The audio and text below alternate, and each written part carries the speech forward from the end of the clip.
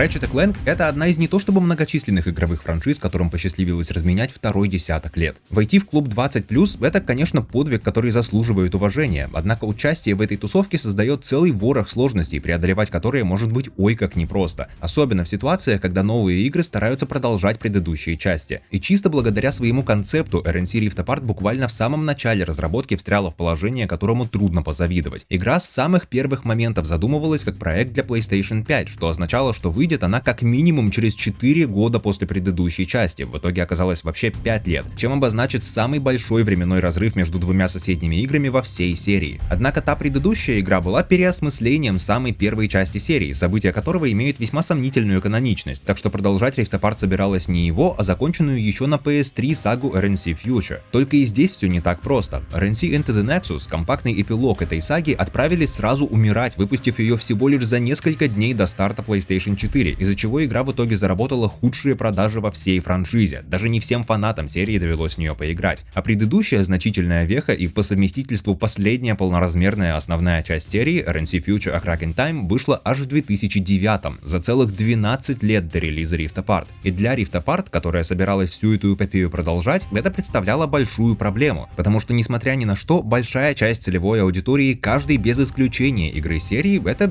дети примерно 7-10-12 лет, и многие из таковых, которым могло посчастливиться поиграть в Rift Apart, могли в принципе еще не существовать во времена A Crack in Time или даже Into the Nexus, которые она продолжала. А помимо них, игре пришлось жонглировать еще несколькими группами игроков, которые не могли не скопиться за уже 3 консольных поколения и столько разных стадий, через которые серия прошла. Во-первых, это старички еще с PS2, которые могут предпочитать тонально более легкие индивидуальные приключения без сквозной сюжетной линии. Во-вторых, это примерно в 2 раза меньшая аудитория с PS3, которая уже практически десятилетия ждет полноценного разрешения и завершения саги Future. В-третьих, это огромное количество новичков, которых в серию вовлекла RNC 2016, из которых не все потом прошли старые игры, и как следствие они могут быть не в курсе о том огромном багаже, который серия тащит за собой все это время. И учитывая, что серия уже и без того была в сложном положении после неоднозначных спин-оффов эры PS3 и еще более неоднозначной игры с PS4, последняя вещь, которую Insomniac хотела делать с Rift Apart, это разделять фан-базу еще больше. Она должна была стать игрой, которую заценят как фанаты со стажем, так и те, для кого она стала бы входной точкой в серию. Только на этот раз, в отличие от прошлой попытки угодить всем, это уже нужно было сделать по-нормальному. Что с одной стороны было проще, потому что теперь руки у Insomniac не были связаны сценарием параллельно разрабатывавшегося мультфильма. Но с другой, задача наоборот усложнялась тем, что нужно было соблюдать очень тонкий баланс в плане тем и вещей, которые игра затрагивает. Их нужно было использовать так, чтобы была видна четкая связь с предыдущими частями, чтобы игра при этом добавляла что-то значимое к их истории. Так старые фанаты наконец получили бы продолжение, которого они так долго ждали. Но при этом и слишком сильно углубляться в эти детали тоже не стоило, потому что большое количество новичков, которые не в курсе, в этом просто запутались бы. Соблюдать сей баланс и одновременно с этим делать игру, которая зайдет в первую очередь основной аудитории в виде детей, которая будет веселой, которая покажет все, на что способно железо нового поколения, и которая еще и очень желательно бы принесет что-то действительно новое в классическую формулу серии, это челлендж посложнее, чем для Капитана Кворка не выставлять себя идиотом каждые 5 минут. И у Insomniac, для которой Rift Apart была первой полновесной частью серии больше чем за 10 лет, само собой начали возникать самосомнения. Смогут ли они после стольких лет выдать что-то по-настоящему крутое? Не разучились ли они делать хорошие RNC? Получится ли выполнить все эти сложные задачи? В частности, этими вопросами задавался Маркус Смит, которому предложили стать креативным директором игры. Несмотря на то, что он присоединился к Insomniac еще в середине нулевых и занимал высокие посты на многих проектах студии, это был первый раз, когда ему довелось бы работать над RNC, и сам, будучи фанатом серии, он боялся облажаться. Настолько, что поначалу он даже отказался от предложения, но затем все же тщательно все обдумал, собрался тряпка и взялся за работу. И лично я вообще не удивлюсь, если тема сомнений, которая проходит через столько вещей в этой игре, во многом пошла от личных переживаний самих разработчиков в целом и Смита конкретно. И не сказать, что их сомнения были беспочвены, потому что в лучших традициях Insomniac во время разработки таки случились приключения, которые стоили команде очень много потраченного времени. Это определенно помогло Rift Apart заполучить самый длительный производственный процесс во всей серии, и по причинах мы еще поговорим. Однако на этот раз студия впервые за всю свою историю использовала эту задержку не как повод для того, чтобы начать торопиться еще больше в попытках успеть к релизу, а наоборот, как возможность дать игре еще больше времени в духовке, чтобы результат получился как можно лучше. Что означает, что по сути впервые за всю эту ретроспективу я не буду говорить о том, как разработчики наизнанку выворачивались ради того, чтобы доставить хоть какой какой-то вменяемый продукт в крайне нереалистичные сроки и в итоге потом лишь каким-то чудом получить действительно хорошую, пусть и не идеальную игру. Нет, после релиза Rift Apart ни один и не два сотрудника студии публично заявили, что разработка прошла без кранча в принципе. Студия наконец-то смогла победить, пожалуй, свою самую главную проблему. Мало того, хорошая часть времени разработки пришлась на самый разгар пандемии коронавируса, когда все изолировались по своим домам, что в моих глазах делает это еще более впечатляющим. Несмотря, однако, на такие препятствия, общее направление, в котором двигалась игра, всю дорогу было примерно одним и тем же. Insomniac знала, что нужно найти способ продолжить историю, остановившуюся 10 лет назад, при этом не ныряя слишком глубоко в тот лор, который в итоге привел ее к той точке, чтобы не потерять большое количество новых игроков, но все равно каким-то образом затрагивая его, чтобы не рушить последовательность событий для знающих. И решение, к которому студия пришла практически сразу, показалось на удивление простым. Вместо того, чтобы заново повторять то, что уже было пройдено, можно просто пересказать историю становления, теперь уже по-нормальному, чтобы напомнить фанатам, как все к этому пришло, но при этом добавить к ней некий твист, чтобы напомнить самим героям об их пути и заставить их еще раз подумать над некоторыми своими фундаментальными прошлыми решениями. Как это сделать, не превращая игру в очередной ребут? Конечно же, с помощью мультивселенных. И да, я знаю, что в последние годы эта тема стала весьма заезженной, но RNT ушла в это задолго до того, как оно стало мейнстримом, и еще тогда сделала мультиверс одной из своих центральных частей, так что я думаю, ей это клише можно простить. Вся задумка была в том, чтобы показать, насколько Ratchet и Clank на самом деле важны друг для друга, что только вдвоем они настолько крутые, и побеждают они каждый раз именно благодаря тому, что работают вместе. Неожиданным источником вдохновения для того, как это сделать, стал фильм «Это прекрасная жизнь» 1946 года, где ангел показывает мужчине, какой была бы жизнь, если бы его не существовало. А игра берет этот концепт, чтобы показать параллельную вселенную, где у Рэчета нет никакого Клэнка. Этот мир — антиутопия, где герои не побеждают, а злодеям, ясен пень, достается все, о чем они только могут желать. В данном конкретном случае вся галактика находится под контролем императора Нефариуса. Да, мы опять имеем дело с ним, который устроил здесь полный тоталитаризм, диктатуру, трэш и садомию, а также культ личности имени себя любимого. И раз в параллельной вселенной есть император Нефариус, то в нашем мире, разумеется, опять за свое берется доктор Нефариус. К счастью, на сей раз он хотя бы, спойлер, не главный злодей, но я все равно считаю странным опять возвращать его в этой роли, особенно после того, как закончилась RNC All for One. Судя по всему, он до сих пор не оправился от своего сокрушительного провала в A Crack in Time, где он уже на волне прошлого поражения пытался повернуть время вспять, чтобы обеспечить всем негодяям свои 5 вечностей славы, и теперь он решил взять реванш. Тем более, когда есть возможность воспользоваться уже готовым решением и просто отправиться в измерение, где он всех победил, почему бы ей не воспользоваться? С тизера именно этого параллельного измерения Rift Apart и начинается, демонстрируя практически полностью избавленный от мягкотелых организмов мир, где чуть ли не каждый сантиметр патрулируется солдатами Нефариуса на предмет даже малейших отклонений от того, что нравится императору. У такого порядка жизни, конечно же, есть свое сопротивление, и одним из его участников как раз является наш второй Ratchet, на которого, точнее сказать, на которую, нам дают взглянуть буквально мельком, прежде чем нас переносят уже к нашему титульному дуэту. Несмотря на то, что ребята уже много лет не делали ничего героического, в их честь все равно решили закатить целый фестиваль, который празднует их историю, и Ratchet это весьма справедливо немного выбивает из колеи.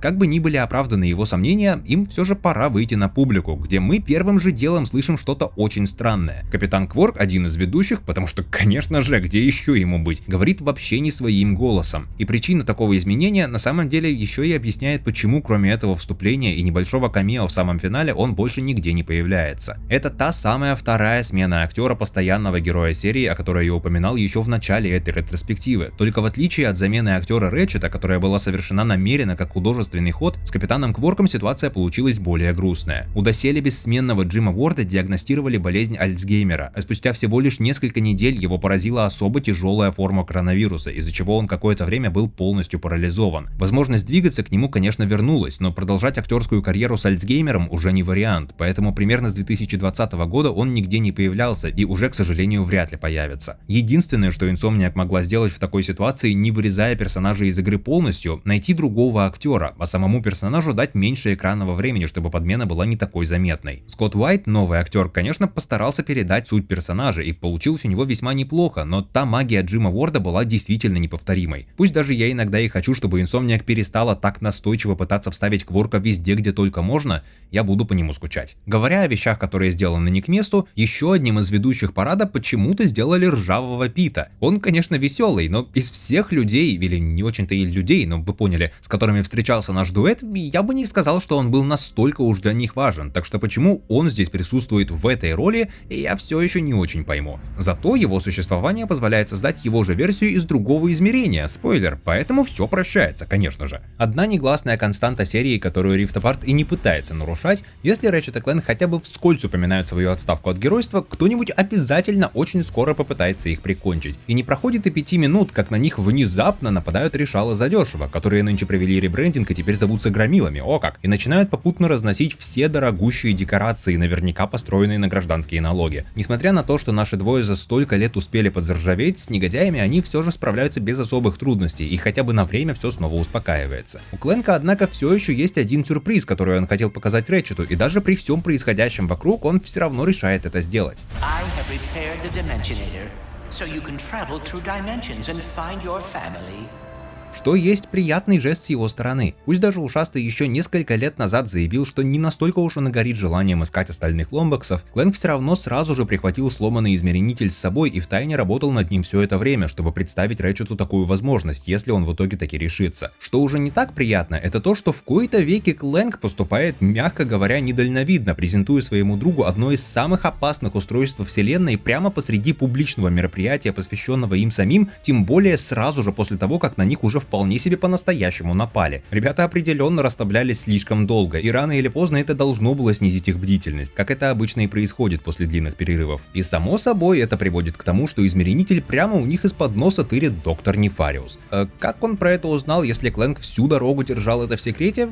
Сама игра это не объясняет, а единственное обоснование, которое я могу найти, кто-то из организаторов парада проболтался явно не тому человеку. То есть не человеку, вы поняли, суть вообще не в этом, и у серии всегда были проблемы с сюжетными дырами. Важно то, что теперь, когда измеренитель в руках у Нефариуса, который понятия не имеет, как им пользоваться, наш дуэт пускается за ним в погоню через весь город, и из этого получается, пожалуй, одно из самых взрывных вступлений во всей серии. Не только потому, что чуть ли не каждые 5 секунд вокруг нас меняется вся обстановка, то мы прыгаем по ошметкам одного из парадных подиумов, который через весь город на полной скорости тянет за собой Нефи, то уже спустя 5 секунд отбиваемся от вновь вернувшихся громил, которых нанял наш добрый доктор, то еще чего. Ну и потому, что эта игра гораздо сильнее, чем когда-либо прежде сфокусировалась на создании настолько мощного состояния потока, насколько это возможно. Пока вас вот так мотает туда-сюда, игра весьма регулярно перебивает действия небольшими катсценами, которые мало того, что сами по себе поставлены на голову круче, чем когда-либо раньше, но еще и впервые в серии сделаны с бесшовными переходами из геймплея и обратно. В кои-то веки в игре нет ни единой пререндеренной катсцены. Каждый кадр рисуется в реальном времени, и это позволяет создавать гораздо более эффектные, плавные и менее отвлекающие переходы, и создавать небольшие перебивки между разными секциями, которые делают весь эпизод более эпичным, при этом нисколько не уменьшая его динамику. Игра даже по максимуму отказалась от полноэкранных меню, которые останавливают все действие, вместо этого встроив их в сам мир. И оружейный магазинчик Миссис Зуркон, и панель состязаний на арене, и все на свете — это теперь полностью диегетические элементы, которые больше не выбивают вас из погружения. Вы все еще видите своего персонажа, мир вокруг него продолжает жить, а весь переход состоит лишь из легкого приближения и отдаления камеры. Это же заодно решила и весьма давно присутствовавший в серии косяк, когда в сражениях можно было получить не особо честное преимущество, если вендор находился прямо на самом поле боя или рядом, потому что можно было просто зайти в магазин посреди битвы и тут же пополнить все свои запасы. Теперь же так сделать не выйдет, и полагаться вы можете только на себя. Кстати, и сами сражения, вместе со всем, что происходит в промежутках между ними, тоже поменялись весьма значительно, и, как по мне, в лучшую сторону. Rift Apart впервые со времен Crack in Time значительно расширяет наш мувсет. Например, буквально сразу же впервые в серии, не считая All for One, наконец-то презентуя возможность перейти на полный бег. Теперь Ratchet может двигаться намного быстрее сам по себе, и для этого больше не нужно абьюзить кнопку длинного прыжка. В спокойных моментах это сокращает ожидание до чего-то интересного и меньше выбивает из потока, а в сражениях дает новый инструмент, который может помочь в новых ситуациях. Потому что старые трюки нынче уже работают не всегда. Теперь враги умеют намного лучше стрелять с опережением и совершенно не стесняются вас преследовать вместо того, чтобы стоять на месте, и они почти всегда быстрее, чем ваш простой легкий бег. Поэтому просто прыгать в стороны туда-сюда по старинке — это уже далеко не настолько выигрышная стратегия, ибо кто-нибудь обязательно попытается подобраться к вам поближе. Либо отбегайте назад, продолжая стрелять и уклоняться в надежде, что враги полягут первыми, либо включайте спринт и неситесь в другую часть арены, чтобы вновь увеличить дистанцию. И держать расстояние стало как никогда важно, потому что чем вы дальше от врагов, тем им сложнее в вас попасть, очевидно. И если им таки удается вас задеть, и неважно вблизи или каким-нибудь снарядом издалека, то что Рэтчета, который со временем определенно моложе не становится и который столько лет провел в тишине, полученный урон скорее всего собьет с ног, и вам придется подождать пару секунд, пока он поднимется обратно. Пара секунд может звучать как совсем чуть-чуть, однако врагам, которые опять же чаще всего бегают быстрее вас, это дает достаточно времени, чтобы воспользоваться преимуществом и резко подобраться к вам ближе. Примерно вот так вперемешку все это вступление и проходит. Здесь немного попадались с громилами, там вновь пересеклись с Нефариусом, и все проходит очень быстро и стремительно, особенно когда Нефи наконец-таки пытается использовать измеренитель, чтобы отправить наших чуваков куда-нибудь подальше, а они так просто сдаваться не собираются, и Рэтчет стреляет прямо в само устройство. Попадает он, правда, в кристалл, за счет которого оно работает, и уже расколотый камень внутри измеренителя тут же начинает создавать десятки пространственно-временных аномалий, с которыми нам теперь тоже придется справляться. Через какие-то из этих разломов, конечно, сверху на вас может упасть динозавр и попытаться раздавить вас, но аномалии поменьше могут быть даже полезными, потому что с помощью осколка кристалла из измеренителя Рэтчет может к ним притягиваться и по сути телепортировать себя на небольшие расстояния. Звучит круто, но по факту это больше похоже просто на еще один крюк-кошку, просто с более красивым оформлением. Не то чтобы это было плохо, но с этим связана одна особенность, которая не дает мне покоя. Эти разломы весьма часто появляются на аренах с врагами, предлагая вам быстро перемещаться в разные ее части, чтобы или получить преимущество, или выбраться из засады, или еще зачем. И все бы ничего, но перемещение на самом деле происходит не мгновенно. Изначальный момент притяжения к разлому длится примерно полсекунды, и поскольку на самом деле это не вы летите к нему, а он к вам, все это время вы стоите на месте, будучи полностью открытыми к атакам, и примерно в половине случаев я, намереваясь использовать разлом, чтобы избежать огня и телепортироваться на более выгодную позицию, в итоге все равно ловил маслины именно во время самого перемещения. В этом и весь затык. Когда она работает как надо, эта фишка добавляет целый новый слой динамики привычным РНС-шным сражениям, и ей хочется пользоваться чаще. Но если в вас попадают, когда вы совершаете сей маневр непосредственно с целью уклонения, это раздражает, и потом эти разломы выглядят уже не так привлекательно. Хотя бы парочка кадров неуязвимости, мне кажется, здесь точно не помешало бы. Как бы то ни было, со всеми этими новшествами уже самые первые минуты игры ощущаются заметно иначе, чем все предыдущие части, и намного динамичнее. Если вступление той же Tools of Destruction со всеми разрушениями, прыжками по верхотурам и рельсовыми секциями было просто без тормозов, то Rift Apart намеренно включает ускорение, не единожды буквально вытаскивая вас землю из-под ног, резко перемещая вас в разные части города, и все под аккомпанемент пространственных разломов, из которых постоянно вылезают самые неожиданные штуки. Обновленный геймплей вносит более острые ощущения в моменте, а общая обстановка вокруг действительно ощущается как начало какой-то глобальной катастрофы, ибо впервые в серии мы видим, слышим и можем взаимодействовать с простыми прохожими именно в такой ситуации, и у людей, что логично, сейчас прям паника. В конце концов мы таки догоняем Нефариуса и сталкиваемся с ним лицом к лицу. Жаль, что у Лоуренса на сей раз отпуск по отцовству.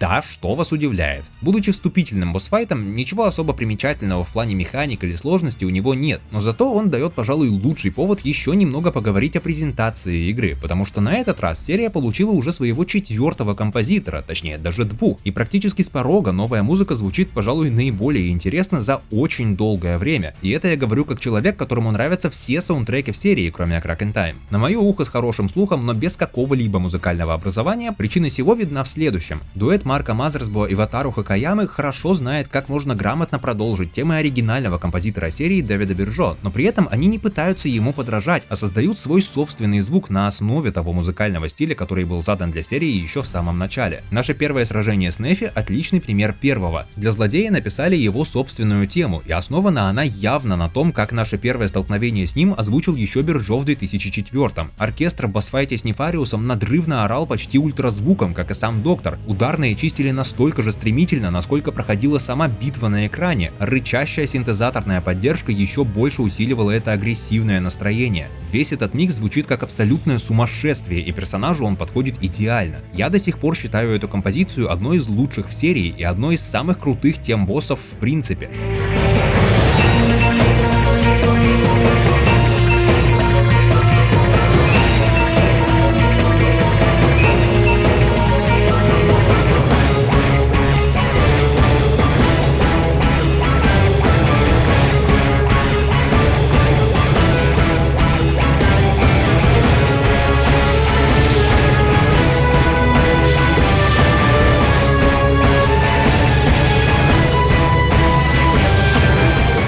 Nefarious of Rift Apart же звучит почти как ее прямое продолжение. Все тот же орущий оркестр, для которого достигнуть как можно более высокие ноты — это дело жизни и смерти. Все та же перкуссия, которая трещит еще активнее, это все еще идеальная иллюстрация безумия нашего заклятого врага. С годами, правда, и он тоже поменялся и стал самую малость спокойнее, чем в начале, так что и режущих злых синтов тут тоже больше нет, но взамен появилась другая фишка. Перкуссия стала электронной, а в некоторых фрагментах даже духовые инструменты пытаются использовать практически как ударные, что по итогу все равно дает не менее дикий звук, чем раньше.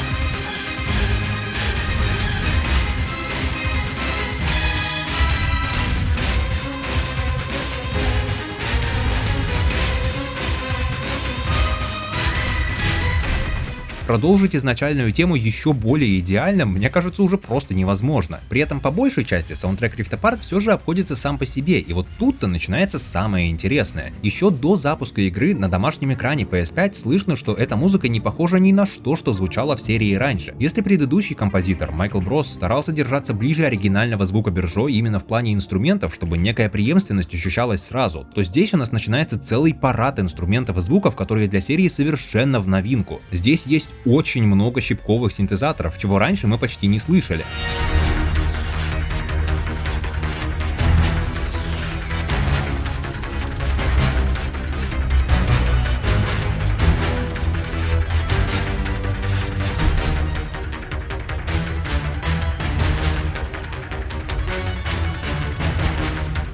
Некоторые композиции возвращают фирменную фишку Биржо, где он насыпал по 100 тысяч самых рандомных сэмплов и собирал из них абсолютное великолепие, но теперь они все тоже новые.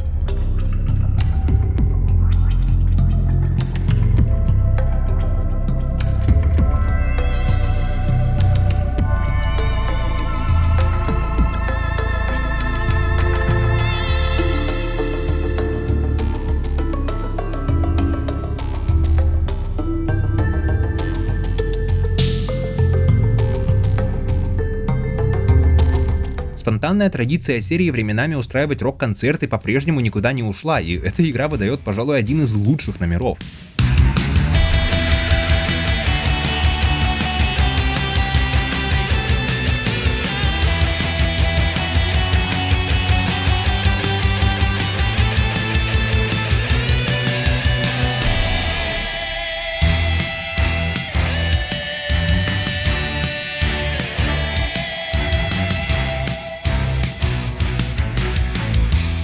Мозголомательные ритмы, последовательности ударных или просто сочетание инструментов снова занимают большую часть саундтрека.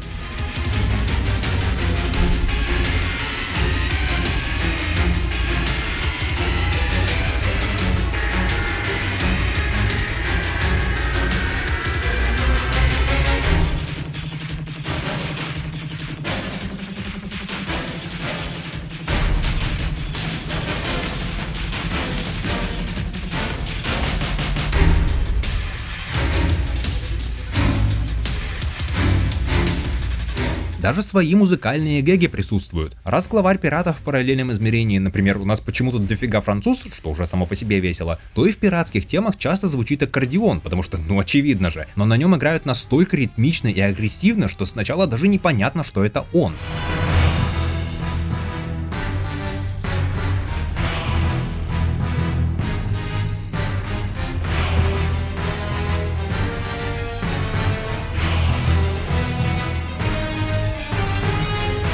Все это не отменяет и большое количество классических инструментов, которые в серии были всегда, но даже с ними обошлись по-новому. Мало того, что они, как и положено, подчиняются электронной основе в плане ритма и мелодии, но теперь в дело вступает еще и обработка звука, которая заставляет их звучать более резко, ступенчато, технически, электронно. Она очень легкая, но ее хватает, чтобы понять, что те же духовые звучат немного не так, как в других произведениях. А поверх всего накинут еще и агрессивно V-образный эквалайзер, который усиливает басы и верхние частоты и роняет середину, чтобы звук в целом казался более веселым, драйвовым и современным. Признайте, вы тоже любите немного навалить низов и добавить яркости, когда слушаете музыку.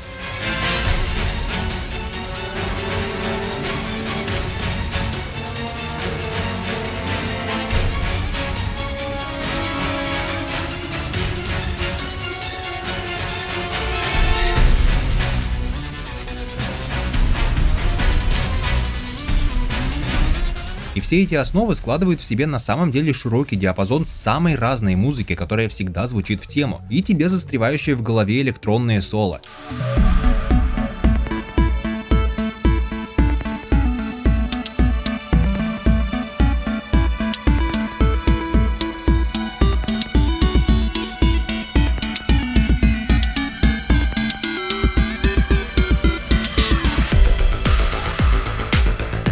И атмосферный пустынный эмбиент.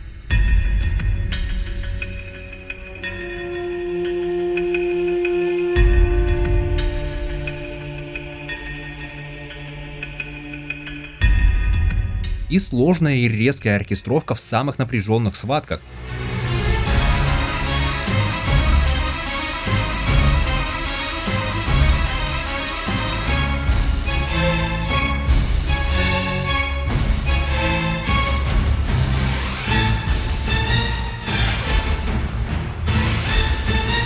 И эмоциональные темы в кат-сценах.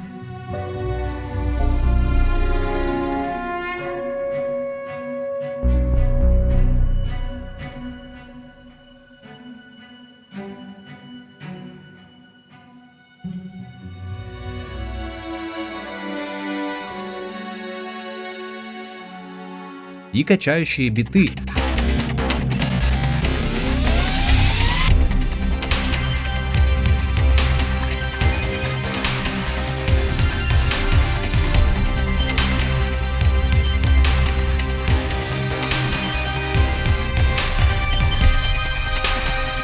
И даже просто очень красивые композиции, которые хочется просто остановиться и слушать. Здесь есть все.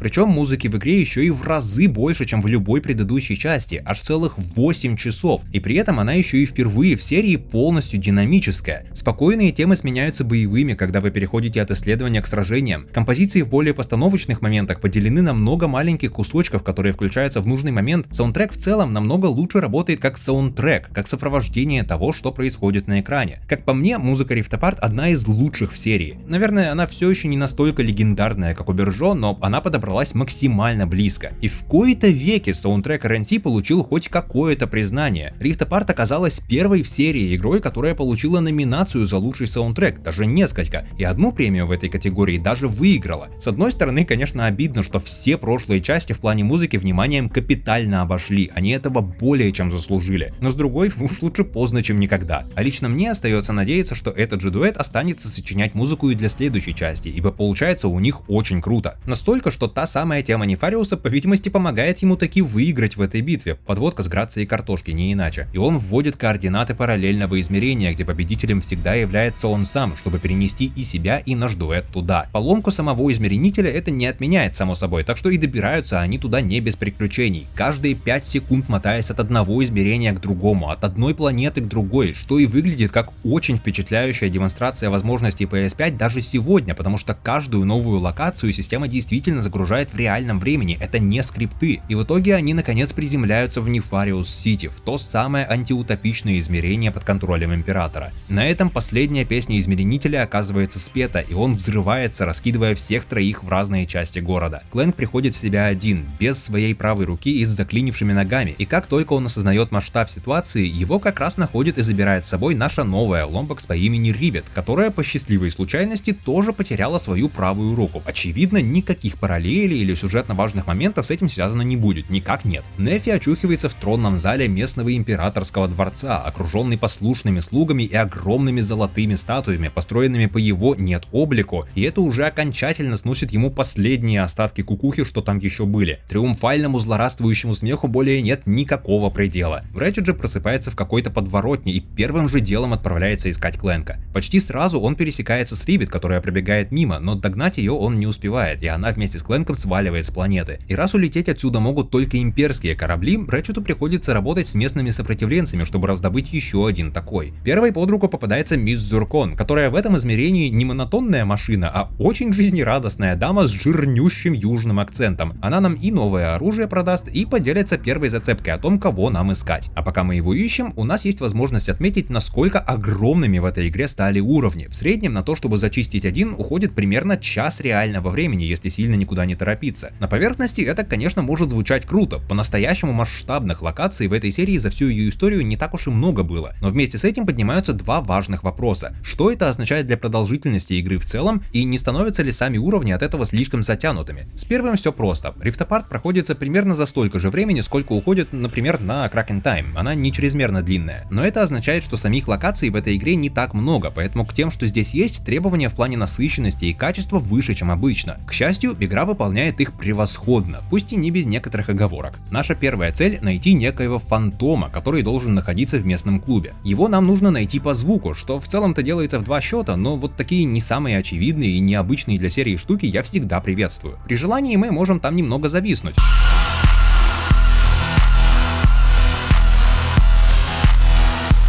Потом нам все же придется этого фантома догнать, узнать, что он местная версия Скида из нашего измерения, гораздо больше преуспевшая в сфере миссий под прикрытием, и получить от него приблуду, которая позволяет совершать фантомный рывок. Угадайте с одного раза, откуда произошло название. Очевидно, эта штука дает нам дэш, еще одно значительное расширение традиционного мувсета, и само собой весь левел-дизайн в игре устроен с учетом этой штуки. Уровни здесь не просто большие, они еще и крайне детализированные, и в сочетании с вашими новыми инструментами это дает намного больше свободы исследования, несмотря на в целом более явную линейность. Ну, то есть таких классических уровней, где есть несколько разных путей, которые ведут к разным вещам, в этой игре меньшинство, и Nefarious City один из таких. Все остальные это либо огромные открытые пространства, либо практически полностью линейные локации. Однако в любом случае на местности будет рассыпано столько всяких разных закутков, потайных уголков и прочих подобных штук, что ни одной прошлой части и не снилось, и многие из них как раз рассчитывают на то, чтобы вы использовали свой дэш, разломы или все вместе. Здесь даже есть специальные заграждения, которые можно преодолеть только с помощью дэша. Правда, игра про них забывает сразу же после этого уровня и до самого конца сюжета, но все же. Больше того, прокачанные перчатки, которые позволяют вам делать дэши, открывают еще и бег по стенам. Ясное дело, не по всем подряд, а только по специально обозначенным, но это все равно меняет привычную уже за 2 десятилетия логику дизайна уровней, загадок и даже боевых арен, и частенько добавляет хорошую дозу вертикальности в весь процесс в целом. Со всеми этими приемами платформинг Rift Apart начинает ощущаться больше как паркур, и лично я совершенно не против. Особенно круто, что паркурить здесь есть где, и игра в основном даже не запрещает вам лазить туда, где вас по-хорошему быть не должно. Дэш в комбинации с отскоком от стены очень упрощают передвижение по таким неразмеченным местам. Но даже без этого на локациях достаточно маленьких ответвлений, где можно или перескочить через какой-нибудь овраг за углом, или подняться на какую-нибудь крышу неподалеку и найти там хотя бы немного денег и раритания, а лучше золотые болты, ботов для Райна, плюшевых медвежат памяти Крейга Гудмана, одного из художников Старожил Инсомниак, или самое интересное — карманные измерения. Время от времени вы будете находить разломы, которые не будут телепортировать вас к другой части локации. Вместо этого они открывают порталы в эдакий мир между мирами, где происходит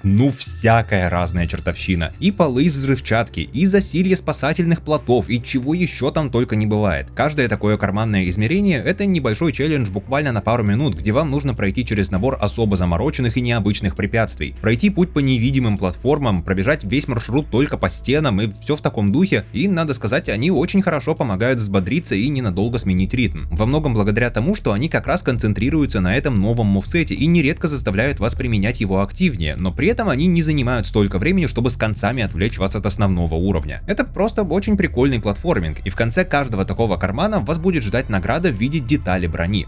Да, почти как в Size Matters, но только не совсем. Как и в той игре, здесь вся броня снова распилена на несколько частей: шлем, торс и ноги, и это дает вам свободу смешивать все три элемента, как вам только заблагорассудится. Но в отличие от той игры, функциональность от этого никак не меняется. Ни один набор брони в Rift Apart не снижает глобальное количество входящего урона, а индивидуальные части не имеют никакого эффекта в принципе. Вместо этого действует система пассивных улучшений. Когда вы собираете полный набор брони, он открывает какой-нибудь эффект, увеличение опыта, сниженный урон от определенной группы врагов и т.д., и этот эффект отныне активен постоянно, вне зависимости от того, что вы сейчас носите. А эффекты от разных наборов не заменяют друг друга, а суммируются, так что если вы нашли все наборы брони, то и все их эффекты у вас уже тоже одновременно активны. И я, если честно, до сих пор не до конца определился, как к этой системе относиться. Из-за нее вся броня по сути становится чисто косметическим элементом, и это немного обесценивает карманные измерения, когда вы осознаете, что кроме запчастей от костюмов они вам ничего не дадут. К счастью, хотя бы в режиме испытания все уже найденные предметы заменяются на деньги, так что в кои-то веки за ними есть смысл ходить второй раз. Ну, как минимум, пока вы не упретесь в лимит в 10 миллионов болтов. Конечно, прикольно, что все части можно всяко разно комбинировать, и у каждой даже есть целая тонна разных вариантов раскраски, тут хоть по космот устраивай. Но хочется, чтобы выбор прикида все же имел и какую-то функцию, как это было в большинстве других частей. Тем более, что эта система уже демонстрирует, что потенциал в этом плане есть огромный. Сюда бы еще побольше эффектов, самим эффектом бы меньше пассивности, чтобы вы выбирали их сами и влияли на собственный стиль игры. Здесь есть реальная возможность сотворить что-то интересное и сделать ту единственную вещь, которую Size Matters выполнила лучше остальных частей на уровне концепта, еще круче, дав ей больше практической полезности. Insomniac, я надеюсь, ты это слышишь, я не один такого мнения. Возвращаясь к карманным измерениям, их идея на самом деле вообще ни разу не новая. Insomniac думала сделать что-то похожее еще в A Crack in Time. Там у ребят была мысль соорудить специальные ящики, при ударе по которым как раз создавался бы портал в похожее карманное измерение, где вам нужно было бы пройти случайно сгенерированное испытание. Однако тогда эта затея не дошла даже до стадии функционального прототипа. Не только потому, что ту игру в целом собрали меньше, чем за год, при этом стараясь сделать ее самой масштабной во всей серии на тот момент и уже и без того полностью построив ее на теме путешествий во времени, но и потому, что у самой PlayStation 3 вряд ли хватило бы силенок передать эту задумку в том виде, в каком Insomniac изначально ее представляла. Rift Apart для всех таких перемещений между измерениями по-честному загружает данные с диска по требованию, но она здесь хотя бы может опереться на очень быстрый SSD, который даже совершенно другой уровень способен загрузить буквально за 1 секунду. Здесь анимации, скрывающие эти загрузки, длятся дольше, чем сами загрузки. У PS3 такой роскоши не было. Данные стримились или с медленного жесткого диска в случае с цифровой версией игры, или прямиком с Blu-ray в случае физического издания, что было еще медленнее. Для подобных вещей, которые должны выглядеть как мгновенные переключения между двумя мирами, это неприемлемо. Поэтому единственный другой вариант обеспечить такой эффект — загрузить все локации, между которыми игра должна переключаться сразу в оперативную память целиком одновременно. Проблемка: у PlayStation 3 ее было всего лишь 256 мегабайт, и даже традиционные уровни уже и так расходовали практически весь этот объем, поэтому для тех двух уровней, где присутствовали перемещения во времени, пришлось делать большие компромиссы. Они были самыми маленькими и визуально простыми во всей игре с большим отрывом, просто потому что больше данных уже не влезало в бюджет памяти. Если бы и на обычных уровнях раскидывали ящики, отправляющие вас в другое место, то из-за ограничений PS3 и эти уровни тоже пришлось бы урезать в масштабах, что было бы не очень идеально, скажем так. PlayStation 5 же этих лимитов уже не имеет, так что у Insomniac появилась идеальная возможность воплотить все, что она хотела воплотить раньше, и еще и каждый раз восклицая: «Смотрите, как мы можем!» И черт возьми, даже спустя почти 4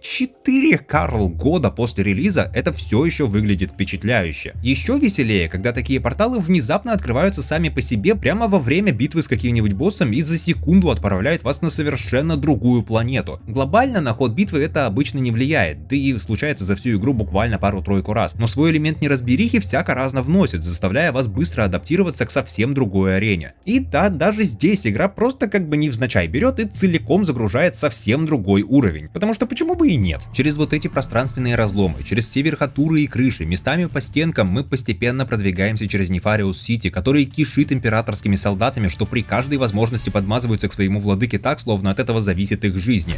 We are so lucky to have such a clever and malevolent ruler.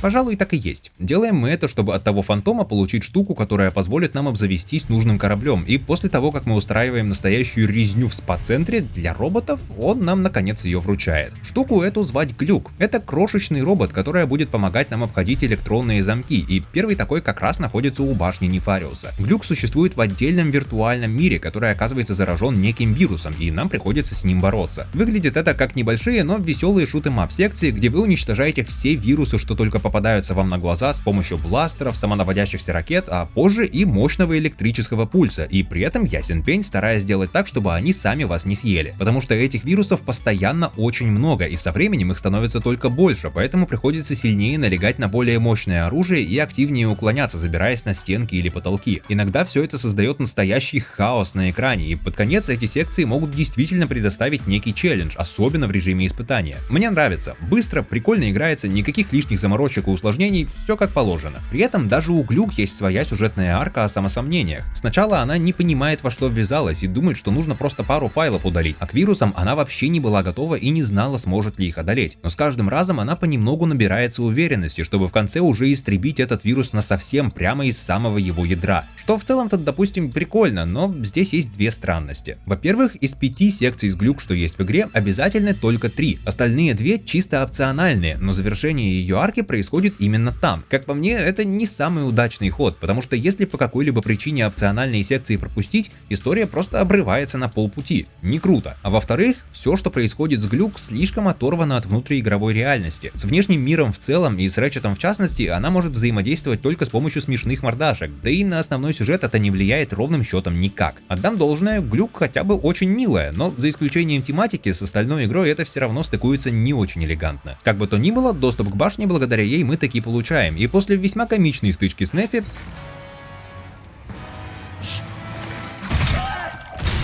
Рэчет наконец получает корабль и валит с планеты, отправляясь на поиски Клэнка. Тут же игра показывает еще один элемент, который она позаимствовала из A Crack in Time. Она не только разделила наш дуэт на значительное количество времени, но и организовала 2 параллельные сюжетные линии, между которыми повествование постоянно переключается. Только подход на сей раз применен совсем другой. A Crack in Time прыгала между сюжетными линиями сама и делала это в весьма линейной манере. После пары-тройки уровней Рэчета вас оттуда выдергивали, давали полчасика побегать за Клэнка, а потом возвращали обратно. Rift Apart дает в этом смысле больше свободы, потому что практически всегда следующий уровень выбираете вы, и таким образом вы можете выстраивать свою последовательность сюжета. Вы можете чередовать уровни Рэчета и Ривет, а можете пройти все уровни одного персонажа залпом и уже потом перейти к другому. В любом случае вам ничего не будет блокировать основной прогресс, и в любом случае вы будете продвигать историю дальше, что на самом деле не так уж и просто реализовать. Не то чтобы многие игры, где вы выбираете свой порядок сюжета, в итоге могут все эти куски уложить в цельную историю, которая ощущается бесшовно и где все еще есть какое-то четкое ощущение времени, последовательности и так далее. Ну и да, раз уж мы здесь, пришло время отметить второго ломбакса в комнате — Ривет. Она боец местного сопротивления, который уже много лет сражается со своим Нефариусом, и именно она наш второй протагонист, на нее будет приходиться целая половина сюжета. Для серии такое определенно в новинку, и Insomniac опасалась, что этим она может затмить самого Рэчета. Некоторые скажут, что так и произошло, и я же с этим резко не согласен. Однако такой ход все же был необходим для этого сюжета и для тех целей, что игра перед собой ставила. Опять же, в свете того, что с последней полноразмерной основной части прошло 12 лет, Rift Apart должна была и показать новым игрокам, и освежить память старым, и напомнить самим Рэчету и Клэнку, почему они так важны друг для друга. И Ривет как раз для этого и нужна. Ривет — это Рэчет, у которого не было своего Клэнка. Ее жизнь и мир, в котором она существует, это результат такого развития. Раз за разом игры серии демонстрировали, что вместе Рэчет и Клэнк неостановимая команда. По отдельности они оба очень разные, но вместе их различия прекрасно друг друга балансируют, и вдвоем они могут сделать практически что угодно. Они дважды одолели самого доктора Нефариуса, который был одним из самых сильных злодеев, с которыми они сталкивались. И не просто одолели, а еще и довели его так, что крыша у него начала ехать с утроенной скоростью. Ривет же, несмотря на то, что она является частью сопротивления, в основном одиночка, и каждый раз ей это откликалось. Она теряла друзей, она лишилась своей руки, однако Нефариус все еще император, и вся галактика все еще чахнет под его гнетом. Без своего Клэнка Ривет лишь терпела поражение за поражением. И, конечно же, эта разница не могла не отразиться на том, какими Рэчет и Ривет стали сейчас. Рэч рос сиротой, быть может вообще один, пока нам неизвестно больше, и изначально это сделало его резким, грубым и эгоистичным. Но за 2 десятилетия, что он знает Клэнка, они вместе уже не счесть, сколько миров спасли и стали героями. Они обрели много верных друзей, которых они могут назвать своей семьей, и абсолютно логично, что Рэчет в такой обстановке постепенно становился мягче, добрее и чувствительнее. сознания. Он стал взрослее как личность. В чем, кстати, моя проблема с позиции формата «раньше Рэчет был круче», которые придерживаются не так уж и мало людей. Но по-честному, круче он не был, он мог просто выглядеть прикольнее. Не стоит забывать, что начинал он как подросток, который больше думал о себе, чем об остальных. И поначалу именно этим заметную часть людей он как раз и стригерил. Главное, что в нем изменилось, со временем он избавился именно от этой своей черты. Но зато он сохранил практически все остальное. Он набрал очень много опыта, и с появлением в его жизни людей, которые ему дороги, он соответствующе изменил отношение к жизни и к глобальным вещам в ней. За старым Рэчетом лично мне было бы больше интересно наблюдать со стороны, а вот с нынешним мне было бы искренне приятно общаться. И если бы мы все существовали во вселенной RNC, ему спасение вселенной и всех наших жизней я бы определенно доверил намного больше. Вот так вырос он, и это лишь показывает, как со временем меняются люди. И герои долгоиграющих франшиз, и люди за ними наблюдающие, и люди их создающие. В то же время Ривет жизнь повела в другом направлении. Она, как и Рэчет, тоже выросла сиротой и никогда в жизни не видела другого Ломбокса. Однако разница в том, что за ней хотя бы немного присматривали со стороны смешные мелкие существа, которых всех зовут Морт, и они вместе долгое время существовали в системе, которая целенаправленно настроена против таких, как они. Из-за этого она не особо рвется доверять новым людям, и особенно роботам, и близких друзей у нее мало. Она не понаслышке знает, что с этим миром не так, иначе она не была бы в сопротивлении. И те немногочисленные люди, которые ей близки, а вместе с ними и множество других в такой же ситуации, это одна из ее главных мотиваций продолжать сражаться. Ради них она готова пойти на многое. Но тот факт, что столько лет работы не просто не дали никаких результатов, но еще и провели ее через значительные потери, все же наградил ее некой импульсивностью и легкой ноткой циничности. Этим она как раз таки может временами напоминать того самого старого Рэчета, но из-за того, что у нее моральный компас изначально смотрит все же в правильную сторону, выглядит это намного приятнее. Все это четкая демонстрация того, каким мог бы быть Рэчет, если бы в его жизни не появился Клэнк. Тем не менее, она все равно проходит через многие проблемы, с которыми Рэчет сталкивался в начале, и которые со временем он научился избегать. Одной из главных целей Insomniac при создании Ривет было сделать так, чтобы она была похожа на нашего желтого ушастого, она же все-таки его альтернативная версия с пространством для маневра. В самом начале производства ее даже звали тоже Рэчет, пока все вконец не устали постоянно объяснять всем вокруг, о каком именно Рэчете идет речь. Но при этом она должна была достаточно отличаться, чтобы выглядеть как отчетливо другой персонаж. И стоит сказать, у студии определенно получилось. Да и если судить по реакции публики, исключая контингент последователей правила 34, Ривет одна из лучших вещей, что есть в Rift Apart. Учитывая, в какую сторону в этой игре идет сюжет, она гарантированно останется с нами и дальше, и я лишь только за. Уж очень хорошо она сюда вписывается. За что Insomniac, кстати, тоже стоит похвалить. Далеко не всем удается добавить нового героя первого плана на 20-м году жизни франшизы и сделать это настолько успешно. Одна личная оговорка, однако. Очень хотелось бы, чтобы в следующей игре вспомнили про Алистера Азимута. Ривет стоит про него знать. Отчасти так хорошо она сюда вписывается и потому, что в геймплее и Ривет, и Рэчет абсолютно одинаковы. У них один и тот же мувсет, одни и те же гаджеты, одно и то же оружие, одно и то же вообще все. Разве что у Ривет вместо гаечного ключа есть огромный молот, а вместе с ним новые анимации для ближнего боя и по-другому выглядящие механизмы замков. Но это все исключительно рескин, механически никакой разницы нет. Для некоторых это стало даже неким минусом, потому что этим людям хотелось бы видеть разницу между двумя героями не только в сюжете, но и в самом процессе. И я с этим даже склонен согласиться, однако есть причина, почему так в итоге не сложилось. В самом начале Insomniac по-честному рассматривала варианты, как можно заставить Ривет ощущаться по-другому. От просто разного набора гаджетов, которые обеспечивали бы двум ломбоксам разный мувсет, до полностью других архетипов. В одном из ранних концептов, например, Ривет возвела свою ненависть к Нефариусу настолько в абсолют, что она в принципе отвергла технологии и ушла жить в гармонии с природой, которую Император как раз истреблял, и геймплей именно это и отражал. Она могла приручать сразу несколько видов существ и использовать их в качестве маунтов. Ее оружие было не технологичным, а больше природным. Это был настолько противоположный Рэчету персонаж, насколько это возможно, за вычетом превращения его в злодея. Но быстро стало понятно, что это лишь мешает. Существа означали, что для совершения тех же действий, которые по умолчанию мог совершать Рэчет, приходилось делать лишние движения при игре за Ривет, а ограничение тематики оружия ограничивало и масштаб разнообразия самого арсенала, чего Insomniac как раз пыталась избежать. Поэтому студия привела Ривет уже ближе к нынешнему виду, но вместе с этим она разделила возможности и инвентарь между двумя ломбоксами. Например, Ривет могла бегать по стенам и пользоваться маунтами, а Рэчет мог ходить по магнитным дорожкам и прыгать крюком-кошкой. Арсенал оружия в целом был бы выполнен в том же формате, как и обычно, но конкретными пушками мог пользоваться только конкретный герой. Это тоже не работало, потому что игроки сначала привыкали к одному персонажу, а потом при игре за другого они уже слишком поздно осознавали, что набор возможностей изменился. Например, прямо в прыжке выяснялось, что крюка-кошки больше нет, и в итоге герой падал насмерть в какую-нибудь бездну, а игрок оказывался этим раздражен. Не говоря уже об оружии, которое людям могло понравиться, но затем при игре с другим персонажем оно уже было недоступно, что тоже не создавало позитивных впечатлений. Такая реакция игроков была плохим знаком сразу по 3 причинам. Во-первых, такие раздражители — это в принципе не очень-то хорошая вещь. Во-вторых, это создавало ситуации, когда игрокам просто не нравилось играть за одного из персонажей, даже если сам концепт этого персонажа был хорош. И в-третьих, это шло вразрез с целями, которые Insomniac поставила перед игрой. Это не был тот бесшовный опыт, который студия хотела. В качестве крайней меры ребята сделали прототип, который позволял переключаться между обоими персонажами прямо на лету, но он опять же вводил дополнительные препятствия в геймплей, чего в самые напряженные моменты как раз таки лучше стоит избегать. А поверх этого возникала еще куча сюжетных непоняток в отношении того, почему и как в конкретном месте находился именно этот герой, куда в это время исчезал второй, и объяснять все это было около невозможной задачей. Поэтому в итоге всю разницу было решено показать через сюжет и повествование, а геймплей между обоими персонажами объединить. Да, быть может, это сделало сам факт переключения между героями не настолько большим событием, но зато сам процесс ощущается весело и приятно на протяжении всей игры. Здесь нет таких досадных раздражителей, да и внутри вселенной это можно быстро и просто объяснить. Когда Рэчет встретился с мисс Зуркон в Нефариус Сити, она приняла его за еще одного участника сопротивления и синхронизировала его аккаунт с Ривет, поэтому теперь у них общий кошелек болтов и раритания, общий арсенал оружия, в том числе и апгрейды, общее вообще все, что нашел или купил один, теперь автоматически есть и у другого. И в целом я, пожалуй, с Insomniac соглашусь. В итоге такой вариант действительно выглядит лучшим. Дублирование некоторых вещей, правда, все равно выглядит странно. Тот же осколок кристалла из измерителя у Ривет никак не мог оказаться, но если не обращать на это внимание, то какая к черту разница? А если вы не замечали этого раньше, то,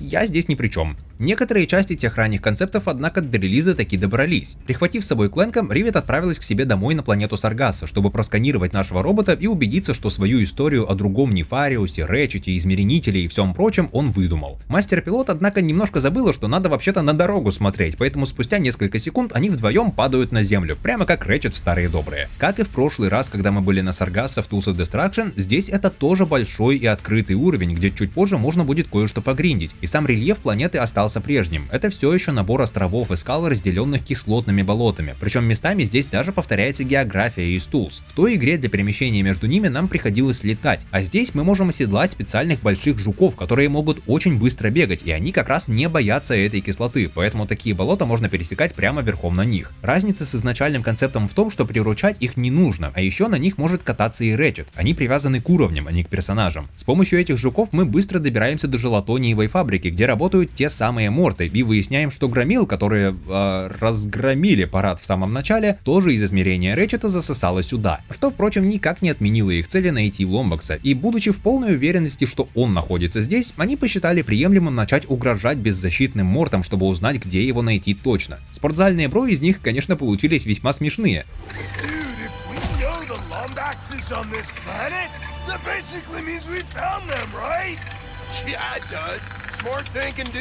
Но для Ривет это особого значения не имеет, так что они быстро узнают, насколько она не рада, когда к ее друзьям кто-то вот так пристает. И здесь же мы видим, что измерение начало конкретно глючить. В случайных местах начали появляться аномалии, внутри которых застревает все, что есть поблизости, включая и некоторых мортов, которые ремонтировали корабль. Клэнк вызывается помочь, и, судя по всему, используя свои возможности, которые он приобрел еще в Into the Nexus, они на самом деле работают немного по-другому, но лучшего объяснения у меня нет. Он попадает в пространство между измерениями. Кроме него, там находится еще и какой-то межпространственный пророк, или как его там, по имени Гэри, потому что почему бы и нет, и он будет служить в роли нашей моральной поддержки, пока мы тут исправляем аномалии. И на мой взгляд, это одна из лучших версий за все время, я бы даже сказал наравне с A Crack in Time. Как и в той игре, каждая такая секция — это набор комнат-головоломок, и эти загадки тоже задействуют много Клэнков одновременно. Однако здесь мы не создаем его новые версии сами и не синхронизируем их действия по времени. Здесь нам нужно проложить правильный маршрут, чтобы бесконечно появляющиеся версии Клэнка смогли добежать до выхода. Звучит просто, но, как и полагается, весь сок кроется именно в реализации. Помогать в этом деле нам будут 4 вида сфер, которые могут поднимать, утяжелять, ускорять или электризовать объекты или самих Клэнков. Наше дело — расположить эти сферы так, чтобы для наших копий образовался беспрепятственный путь до финиша. Только сначала эти сферы нам самим нужно найти, и в каждой комнате есть только свой конкретный их набор, с которым вам надо придумать, что делать. Эти головоломки не особенно сложные, а если посмотреть очень внимательно, то можно заметить, как некоторые из них специально выстроены так, чтобы провести вас до решения по правильному пути. Однако в моменте это никак не ощущается, а местами все равно могут возникать ситуации, которые заставят вас на минутку притормозить и подумать. После элементарных ознакомительных загадок это превращается в действительно интересный процесс, который постоянно дарит приятные ощущения от поиска решений. Моментов эврики, как в A Crack in Time, здесь тоже вполне весомое количество. Быть может, головоломки в Rift Apart не настолько изобретательные на уровне самого концепта, но они все равно хорошие, и в отличие от большинства других итераций геймплея Clank, здесь есть тот же самый фокус на конкретной сильной системе, который как раз выделял аналогичные сегменты в A Crack in Time и Into the Nexus среди остальных. И этот фокус в очередной раз помог создать хороший геймплей, который не отвлекается ни на что лишнее и быстро затягивает вас в поток, заставляющий хотеть решать еще больше загадок, и это круто. Но при этом и хорошо, что эти сегменты все еще не длятся слишком долго, обычно около 10-15 минут, ну ладно 20, если тупить, так что и про основную игру забыть не успеваешь. Попутно мы еще много общаемся с Гэри, который дает Клэнку всякие полезные наставления и понемногу вытягивает его из тоски. В конце концов, это первый раз, когда наш робот вот так галактически прокололся, и будучи чуваком, которому всегда нужно по 100 раз все тщательно обдумать, он принял этот факт не очень хорошо и начал себя загонять сомнениями о том, сможет ли он эту ошибку исправить и не сделать все еще хуже. Кстати, как заметка на полях, в этой игре Clank в принципе звучит более эмоционально и выразительно, чем обычно, и я не удивлюсь, если причина как раз в этом. Гэри во всей этой межпространственной теме разбирается, мягко говоря, получше, а сам процесс и Clank помогает больше узнать об измерениях, так что в своем позитивном настрое и стремлении помогать другим он вселяет в Clank больше уверенности в своих же способностях. Что вообще-то иронично, потому что и ему самому помощь в этом не помешала бы. Гэри — сын водопроводчика, у меня нет совершенно никаких комментариев, который впервые решил отправиться в отпуск, и все свои задачи, походу, уже какого-то всевышнего бога, на котором держится существование всей этой вселенной или типа того, он решил передать своему сыну. Но он всего лишь один простой монах, и вес такой ответственности и ожиданий тоже заставляет его нервничать и сомневаться. Его постоянно радостное настроение — это одна из вещей, что помогают ему не сойти с ума, да и сами диалоги лишний раз напоминают ему самому, что нужно делать. Они не супер глубокие, но написаны определенно классно и служат хорошим украшением всех этих эпизодов.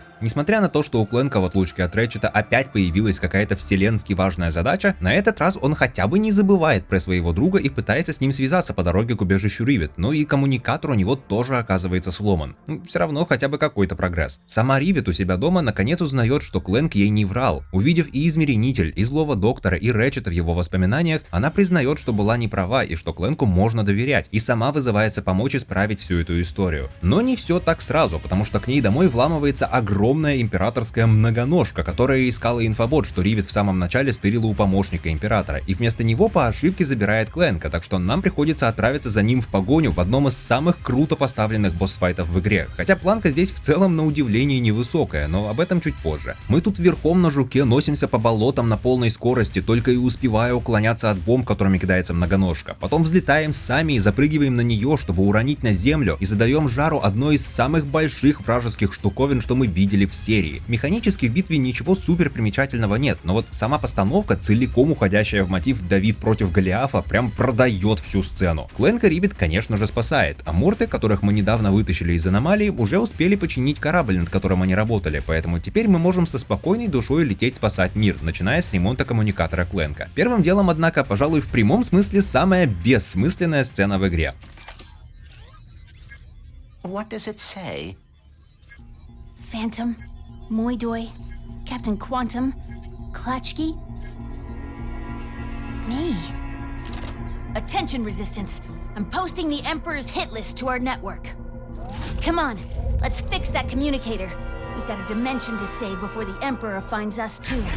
Почему бессмысленная? Потому что на протяжении почти всей игры это самое сопротивление не играет никакой роли. Мало того, оно даже ни разу не появляется на экране, за исключением Фантома, которого мы уже видели, и Капитана Кванта в конце игры. Здесь ни разу не объяснено, как это сопротивление работает. В чем смысл вообще выкладывать этот список, если любой участник движения уже по определению враг Империи? Оставшиеся два неизвестных нам сопротивленца вообще упомянуты лишь единожды только в этой сцене. Она не цепляется ни за что, что уже установлено игрой, ничего не объясняет в устройстве этого измерения, не заряжает никакие ружья на будущее, она просто существует как будто бы сама по себе, и это единственная сцена во всей игре, про которую я могу такое сказать. Почему она такая и зачем она здесь, я точно не знаю, но у меня есть теория. Дело в том, что где-то примерно в 2020 году, когда игра была уже не так далека от релиза, она достаточно резко сменила курс, и сценарий в том числе оказался значительно переписан. Изначально задумывалось, что в сюжете все просто поменялись бы местами. Рэтчет бы попал в измерение Ривет, а она в измерение Рэтчета, и они пытались бы выбраться из своих противоположных измерений. Однако это быстро начало становиться очень запутанным. Нужно было постоянно объяснять, что и где происходит, как оба героя общаются и взаимодействуют между собой, как они вообще могут работать вместе в разных измерениях, при этом даже ни разу не встретившись лично. Все это буквально умоляло утопить весь сценарий в экспозиции, оно просто не работало. А вся игра, по словам самого Маркуса Смита, была больше похожа на порт, чем на что-то самостоятельное и выдающееся. Поэтому, по предложению Брайана Алгайера, давнего главы всей франшизы, историю было решено упростить, чтобы она вся проходила в измерении Ривет. Это означало, что как раз около 2020-го вся игра прошла через некую перезагрузку, в ходе которой почти весь сюжет был переделан с использованием уже существующих его частей. Смит назвал всю эту конструкцию своего рода башней Дженга, где все кирпичики нужно было переорганизовать, при этом не уронив весь дом. Именно во время этой перестановки игра обросла многими вещами, системами и механиками, которые в итоге стали ее визитной карточкой. Все эти порталы, карманные измерения и все прочее заиграли всеми своими красками именно здесь. Примерно в этот же момент из Insomniac ушла Сэм Мэкс, которая работала над изначальными вариантами сценария, и финальную историю из тех кусков начала собирать Лорен Ми, как раз меняя все местами, вводя правильные пояснения, которые на сей раз уже работают нормально, и вообще делая все, чтобы сюжет начал ощущаться целостным, понятным и имеющим хоть какой-то смысл. Вообще это выходит даже не первый раз в серии, когда одному сценаристу пришлось переделывать работу предыдущего сценариста, но менее сложной от этого задача не становится. Тот факт, что итоговый сюжет сложился настолько относительно удачно, это отличный показатель и умений самой Лорен Ми, и важности общего видения всей команды и готовности руководства как конкретного проекта, так и самой студии признавать собственные ошибки. Когда Маркус Смит объявил, что игру надо переделывать, всю вину он взял на себя и других глав проекта, дав остальным сотрудникам ясно понять, что облажались не они. Что, я так чувствую, в итоге сыграло весьма важную роль в том, что после релиза так много разработчиков настолько положительно отзывались о самом процессе. Но такой масштабный передел, произошедший все равно в относительно краткие сроки, как бы студия не пыталась их избежать, все равно не мог пройти совсем бесследно, и та самая сцена, которая осталась стоять особняком и ни к чему в финальной игре так и не привязалась, это, я так понимаю, один из остатков тех первоначальных вариантов сюжета, где устройство сопротивления могло быть объяснено подробнее, а само движение могло иметь большее значение для истории. Но опять же, это лишь моя теория, которая ничем не подтверждена, так что истинной в последней инстанции она не является. Кстати, если имя Сэм Мэкс кажется вам знакомым, то вам скорее всего не кажется, ибо была в свое время одна история. В какой-то момент она перешла от журналистики и комиксов, кроссоверов, My Little Pony и трансформеров, да, такое существует, я сам охренел, к написанию сценариев к видеоиграм, хотя по сей день портфолио у нее не то чтобы блистает. Немного работы на вспомогательных ролях в BioWare, включая печально известную Anthem, часть DLC к первому Человеку-пауку от самой Insomniac, да и сюжетка Call of Duty Vanguard. Она могла еще написать что-то для неизвестно до сих пор живого ли ремейка Star Wars KOTOR, но еще в 2021 она покинула проект. И вот ее можно записать в число людей, которым есть что сказать плохого о процессе создания Rift Apart, и хотя из того, что я накопал, это в основном ее собственные проблемы. Одна вещь, которую можно сказать о рабочей культуре в Insomniac, студия всегда придерживалась позиции, что результаты, которых она достигает, это всегда заслуга всей команды целиком, а не конкретных личностей внутри нее. В том числе поэтому титры во всех играх студии всегда идут в алфавитном порядке фамилий, а не по иерархии должностей. Чаще всего последние даже не указывались вовсе. И вот спустя время после выхода Rift Apart, главный дизайнер игры Марк Стюарт провел лекцию на GDC, жутко интересную, кстати, посвященную как раз тому, как студия решала многие проблемы на производстве игры, и в том числе, как Ривет получилась такой, какой мы ее в итоге знаем. В ответ на эту лекцию Мэкс разразилась тредом в Твиттере, где она изо всех сил недоумевала, почему Стюарт сказал, что на одной из встреч имя Ривет выкрикнул кто-то, а не сама Мэкс, которая называла себя главной сценаристкой игры, пока она не покинула студию, хотя ее имя в титрах есть лишь в секции особых благодарностей. Этот тред даже подхватило издание IGN и включило его как корректирующий апдейт в свою статью об этой лекции. Однако они, видимо, проглядели или проигнорировали ту часть, где она наехала на Стюарта, мол, он пытался присвоить заслугу себе, и вообще у него якобы все время были с ней проблемы, хотя на самом деле ничего подобного он не говорил. Зато это увидела программистка геймплея Лора Адамс, которая по счастливой случайности тоже была на той встрече, и прояснила, что Мэкс к имени Ривет никак не причастна. На самом деле его предложил другой программист, Дэвид Ким, а вся та напряженная атмосфера, на которую жаловалась Мэкс, исходила от нее самой, ибо на той же встрече она начала повышать голос из-за того, что у Ривет была слишком большая грудь, хотя все остальные, включая и Адамс, не видели здесь никаких проблем и просто сидели тихо, не зная, как реагировать на перепалку, возникшую между ней и одним из креативных директоров игры. В итоге Мэкс покинула студию по причине творческих разногласий с руководством, и на фоне того, что она подставила как минимум двух своих коллег ради собственного признания, забив огромный платиновый болт на рабочую культуру студии, я не уверен, насколько стоит доверять ее словам о том, что она была главной сценаристкой и что она якобы чуть ли не единолично ответственна за Ривет, которую бедолагу в один момент аж чуть не вырезали из игры в принципе, что вообще звучит глупо, учитывая, что сам концепт игры по умолчанию предполагает, что она обязана там быть. Тем более, что на протяжении всего производства над сценарием работал и бессонный со стажем Джон Пакет, который тоже внес свой серьезный вклад. Пожалуй, именно такое и происходит, когда человек целенаправленно изучает сенсационный фикшн, а свою работу посвящает в первую очередь некой репрезентации. В связи с чем вот этот твит я считаю недействительным, пока он не будет подтвержден действиями самой Insomniac, чего, учитывая историю романтических отношений персонажей в серии, может вообще не произойти. Пока мы еще совсем не улетели с Саргасса, я задену одну вещь, которая станет доступна здесь чуть позже. Конкретно, тут появится сайд-квест, где вам нужно будет гриндить кристаллы,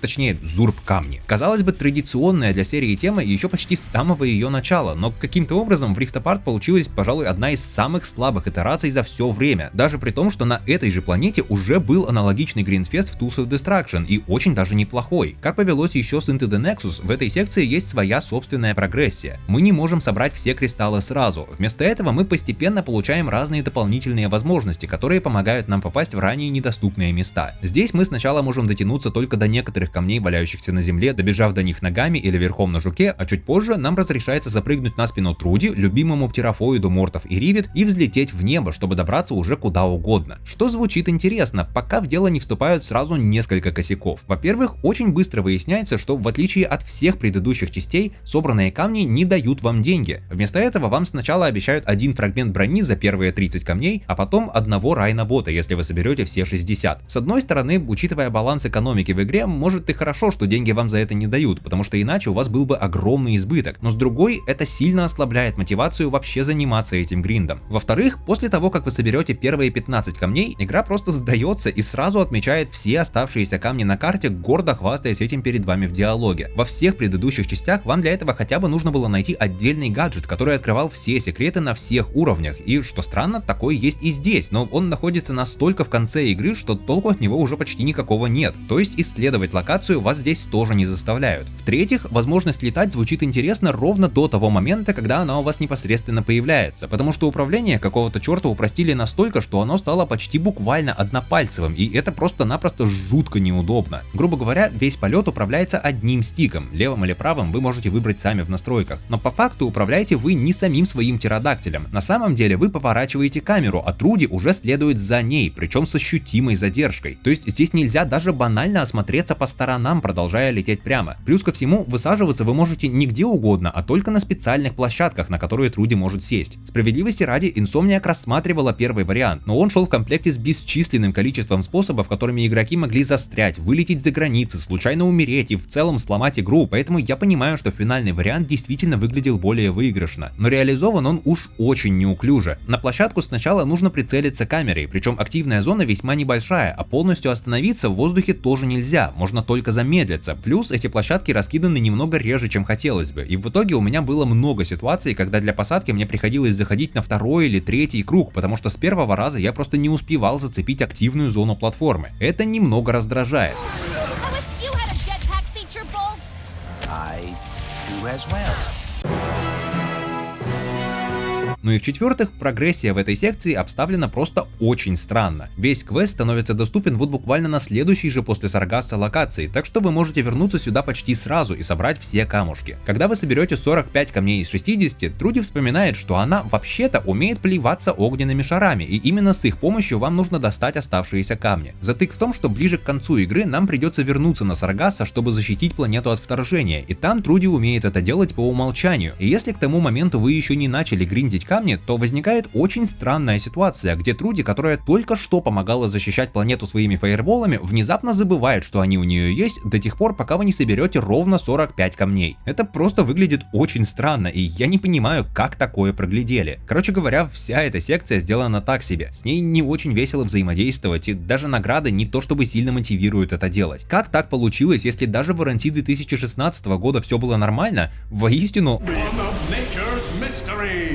С другой стороны, здесь можно детальнее заценить хату Ривет и из окружения узнать о ней чуть больше, что прикольно. После Саргасса Ривет и Кленк отправляются ремонтировать коммуникатор последнего и думать, что делать со всем этим межпространственным кризисом, за который он справедливо все еще чувствует себя виноватым. Подбодрить его у Ривет пока не получается, но двигаться вперед все равно надо, так что мы прибываем в гастропаб у Зурки, который будет для нас чем-то вроде хаб-локации. И здесь игра решает приколоться с концептом аналогов персонажей. Зурки — это на самом деле местная версия нашего старого знакомого мистера Зуркон, который осознал все ужасы насилия, что он сеял, заделался в пацифисты и теперь заправляет своим баром. Вместе со своей семьей, конечно же. Идеально.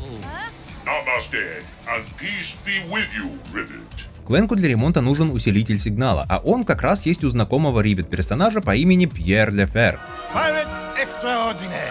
Он аналог нашего ржавого Пита, только почему-то французский. Более галантный, драматичный, высокопарный, но не менее трусливый и нарциссичный. В общем, наблюдать за ним вполне весело. Особенно в контексте его отношений с Ривет. Они в основном враги, но иногда друзья, а Пьер все время безуспешно к ней подкатывает. Без шуток, их диалоги одна из самых забавных частей игры, я всегда жду их с нетерпением. Деталь Пьер по-хорошему отдавать не хочет, поэтому нам приходится выйти на арену и сразиться... Нет, не с ним, конечно же, а с его шайкой пиратов. В этом месте я хочу игру одновременно похвалить и поругать. Похвалить в очередной раз за крутую боевку, которая усиливается не только новым мовсетом, дэш — это прям обязательный прием, который спасет вам шкуру сотни раз, и поведением врагов, но и одним из самых интересных наборов оружия в серии. Подавляющее большинство из 20 пушек здесь полностью новые, и очень многие из них требуют более тактического применения, чем обычно, особенно с учетом того, что сама игра, пытаясь продемонстрировать все фишки PlayStation 5, активно использует адаптивные триггеры геймпада, чтобы даже одно конкретное оружие можно было использовать по-разному, а отдача от огня отдавалась не только простой вибрацией, но и в сам курок. Эта игра, пожалуй, почти единолично ответственна за то, что на моем правом указательном пальце со временем выросла бицуха. Например, здесь у нас есть первый в серии настоящий миниган. Урон от каждого индивидуального выстрела небольшой, но зато скорострельность просто зашкаливает. Чтобы ее достичь, однако, стволу нужно сначала раскрутиться, и вот здесь-то адаптивные курки вступают в дело. Нажал наполовину, до первого упора, ствол начинает раскручиваться, нажал до конца, стреляет изо всех сил. Со временем он начинает перегреваться, поэтому иногда его нужно отпускать. Но если привыкнуть и не отпускать курок полностью, а только наполовину, то у вас получится стрелять очередями быстро, не тратя драгоценные секунды на разгон. И то, как триггер у вас под пальцем непрерывно дрожит во время огня, отдельное удовольствие. Или самый крутой в серии щит. Если зажать курок до первого упора, перед вами появляется щит, который блокирует все снаряды, которые летят в вас спереди. Но если дожать до конца, то сам щит превращается в оружие, выстреливая вперед и нанося большой урон с разбросом, как дробовик. С апгрейдами он даже может ловить вражеские патроны и отправлять их обратно негодяям, нанося еще больше урона. Это просто крайне веселый в использовании инструмент. Он обеспечивает вам относительную безопасность, пока вы его просто держите активным, но при необходимости атаки вам даже не нужно переключаться на другой ствол. Это отличное решение формата 2 в 1. Даже если не налегать на адаптивные курки, здесь все равно есть куча интересных вещей, вроде, например, рикошета. Эта штука выстреливает снаряд, который блокируется на конкретном гаде, а затем вы этим снарядом бьете по нему раз за разом, соблюдая тайминги, чтобы увеличить урон, который в целом-то и так очень серьезный, и нередко одним снарядом получается ликвидировать 2 или даже 3 супостатов за очень короткое время. Одна из моих любимых пушек в игре, и продолжать можно долго. Одни из самых крутых орудий для стана во всей серии, одно из которых заковывает врагов в ледышки, осколки от которых с апгрейдами чуть ли не единолично зачищают целые арены, а другое превращает их в смешные декоративные кустики. В кои-то веки интересный, пусть и не очень мощный бластер, с которым надо контролировать разброс, одновременно безумно сломанная в хорошем смысле, но требующая хорошего скилла снайперская винтовка, которая называется Мигрень. Арсенал Rift Apart определенно один из самых крутых и изобретательных в серии за долгое время, и вместе с новым движением и прибавившими в агрессии врагами, это создает с отрывом самые стремительные и хаотичные сражения в серии. Рекомендую попробовать максимальную сложность, здесь все это раскрывается прям на полную и, как по мне, создает лучшие бои во всей франшизе. Однако не все здесь идеально. Например, баланс самих элементов боевки поменялся, и теперь с опытом и уровнями происходит что-то немного странное. Уровни оружия теперь как будто имеют не такое большое значение, как раньше. Игра, вероятно, дает больший зазор на случай, если вы на время забываете про какой-то ствол, чтобы он не так быстро начинал ощущаться устаревшим. Но у этого появляется побочный эффект в лице того, что сами левелапы ощущаются не очень значительными за вычетом самого финального, который меняет функциональность. Хотя при этом момент, когда пушки теряют актуальность, все еще хорошо чувствуется и сигнализирует, что со стартовым бластером в финальные босс-файты лучше не соваться. Пока я здесь, я хочу еще отметить местную Райна. Концептуально она, пожалуй, одна из самых интересных, что мы видели за все время. Она как раз пользуется всей темой игры об измерениях и открывает порталы, из которых на врагов падают всякие огромные объекты, а иногда и персонажи из других франшиз PlayStation. Выглядит супер круто и свежо, однако полезность получается очень сомнительная. Во-первых, зарядов у этой Райна очень мало, и из ящиков они не пополняются. Во-вторых, урона она наносит разочаровывающе мало даже со всеми апгрейдами, и плюс к этому она еще и ведет себя непредсказуемо. Хитбоксы часто оказываются не там, где вы думаете, зона поражения будто бы каждый раз разная. В итоге у меня есть много примеров, когда эта штука не могла прибить даже простых врагов один раз, но в другой она могла выкосить целую группу одним выстрелом. Я, конечно, ценю, что это не музыкальный ракетомет уже в 100-й раз подряд, но вот таким тоже не особо возникает желание пользоваться после того, как пройдет эффект новизны от визуала. Еще и дизайн самой пушки — полная копия морфа оружия из Alpha One. С уровнями здоровья ситуация тоже поменялась. Они теперь повышаются как будто в специально отведенные для этого моменты и не ощущаются настолько случайными, как раньше. Конечно, одной из фишек старых частей серии была динамическая настройка сложности, которая смотрела за тем, как вы справляетесь с игрой, и делала ее сложнее или легче в зависимости от этого. И эта система в том числе манипулировала цифрами опыта, чтобы, если вам совсем уж тяжко, быстрее подкинуть вам какой-нибудь левелап. Вообще, эта система канула в небытие еще в A Crack in Time, но до сих пор это не бросалось в глаза так сильно, даже несмотря на то, что, как и в Rift Apart, в последних нескольких частях здоровье росло по 10 единиц за раз и имело верхнее значение, к которому вы гарантированно пришли бы к концу. И часть проблемы, как мне кажется, заключается в том, что Rift Apart впервые начала называть эти апгрейды конкретно уровень 2, уровень 3 и так далее, и тем самым она с самого начала создает ожидание, что к концу вы достигнете максимума, как это происходит и практически со всеми пушками, кроме тех, которые появляются в самом конце. Без этих обозначений сохранялась какая-то интрига. Вдруг вы не успели бы до конца игры прокачать весь нанотех. Не очень помогает и тот факт, что количество этих левелапов буквально на 2 меньше, чем количество уровней, поэтому происходят они практически на каждой локации и только один раз, так что к финалу у вас всяко-разно будут все 100 единиц. Технически в этом никаких проблем нет, но часть той магии все же куда-то ушла. И все это накидывается сверху на, пожалуй, один из главных геймплейных недостатков этой игры. Разнообразие врагов здесь не особо-то и разнообразное. К моменту, когда мы впервые попадаем на арену, мы становимся знакомы со всеми 3 фракциями: громилы, солдаты Империи Нефариуса и местные пираты. Внутри каждой есть всего несколько видов врагов, которые очень быстро запоминаются, и в итоге в дальнейшем игре особо нечем вас удивить в этом плане. Этой проблеме подвержены даже боссы. За исключением самих Нефариусов, буквально каждый босс в игре встречается больше одного раза. Даже та многоножка, которую мы вот буквально только что победили на Саргасса, появляется на арене аж дважды.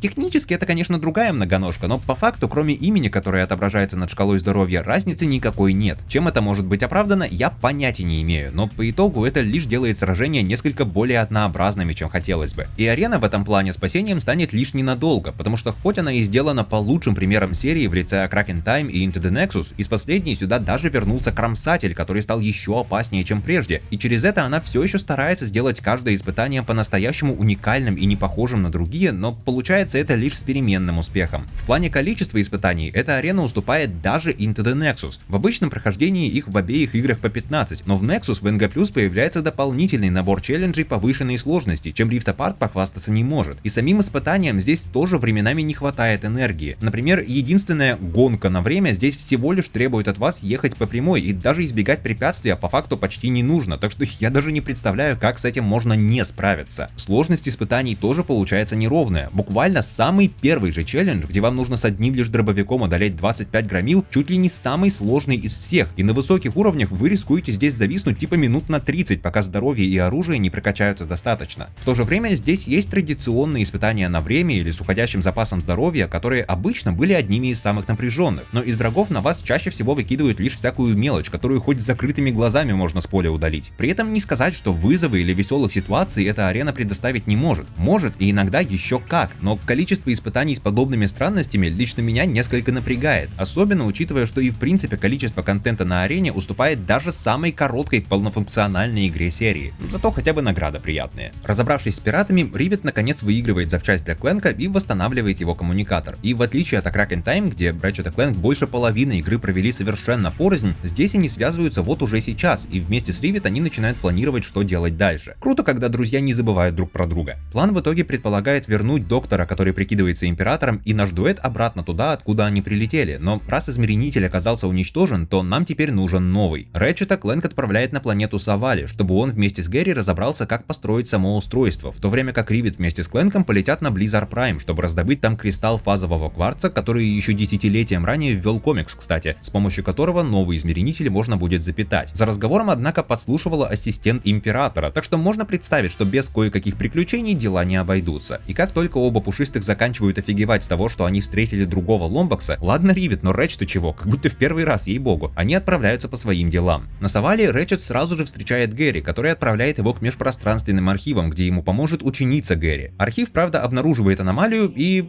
уходит, а сверху оттуда падает маленький желтый робот, с виду подозрительно похожий на Клэнка. И можно бы подумать, что это его местный аналог, но учитывая, что Клэнк у нас по сути сын бога времени, грубо говоря, наличие у него альтернативных версий подразумевает похожие свойства. KT-7461, как зовут этот экземпляр, что вообще означает цифра 461? Или Кит, как ее называет Рэтчет, ничем таким похвастаться не может. Она лишь является той самой ученицей Гэри, которая по собственной воле изучала архивы вместе с ним и другими монахами, и пока что нет никаких знаков, что в этом было ее предназначение или какая-то подобная фигня. Помочь Рэтчету она пусть и соглашается, но весьма неохотно. И не потому, что она подозревает у него какие-то злые намерения, а из-за собственных страхов. Если говорить о теме самосомнений, то Кит определенно самый главный ее элемент, и, пожалуй, в том числе поэтому до релиза игры даже просто о ее существовании не было произнесено ни звука. Она была создана Империей Нефариуса как лучшее оружие Императора, что скорее делает ее альтернативой Кланку, и значительную часть своей жизни она провела, обеспечивая порядок в галактике. Но однажды на патруле она сильно покалечила гражданского и, наконец осознав неправильность всей ситуации, дезертировала со службы и ушла в изгнание, чтобы больше никому не навредить. Это превратилось в ее самый главный страх, из-за которого она ни с кем не хочет сближаться и старается как можно больше оставаться в стороне. Она не доверяет самой себе, что сможет не причинить боль другим. Она видит себя как проблему, как сломанную личность. И здесь на помощь приходит как раз огромный опыт Рэтчета и весь рост, через который он прошел за все эти 20 лет, потому что он знает, что сказать, чтобы потихоньку начать вытаскивать ее из этой ямы. Какое простое и выгодное для нее условие поставить, чтобы она согласилась пойти с ним и помочь. А пока они вместе, у них есть достаточно времени, чтобы побольше узнать друг о друге, а значит и для Рэтча открывается больше возможностей замотивировать Кит. Вот такими диалогами они коротают время, пока мы носимся по очередной огромной открытой локации на наших новых ховербутсах, которые стали намного быстрее и маневреннее, чем когда-либо прежде, и лишь через один этот факт они ощущаются настолько восхитительно и позволяют ломать уровни не хуже, чем Дэш. Все это нам нужно, потому что в это же время по всему плато на своих ногах, словно ходячий замок Хаула, бродят архивы, в которые нам нужно попасть, желательно не оказавшись раздавленными, а без помощи монахов нам этого не сделать. Силы Нефариуса заточили их внутри 3 храмов, раскиданных по разным концам локации, поэтому нам нужно их найти в любом удобном нам порядке и освободить. Примечательный момент о Савале заключается в том, что на этой планете когда-то давно было расположено поселение ломбаксов, и возведенные здесь архивы, в которых хранятся все их знания о межпространственном, это их рук дело, а способность ходить — это защитный механизм. Где были ломбаксы, там сразу же возникает миллион вопросов о них самих, на которые серия отвечать до сих пор или не торопилась, или игнорировала их вовсе. Смотрю на тебя, планета Фастун. И Rift Apart, благодаря тому, что ее действие происходит в другом измерении, добавляет от себя еще кучу вопросов. Если Кит — это все же версия Клэнка, то значит ли это, что она тоже связана с Зони? И если да, то с нашими или с местными, хотя они, по идее, везде должны быть одни. Если Ривет — это на самом деле версия Рэтчета, а не просто занимающая аналогичную роль отдельная личность, то значит ли это, что в этом измерении тоже был свой Тахион, который устроил геноцид ломбаксов? Один раз Ривет упоминает, что знала некую Анджелу, с которой уже давно не виделась.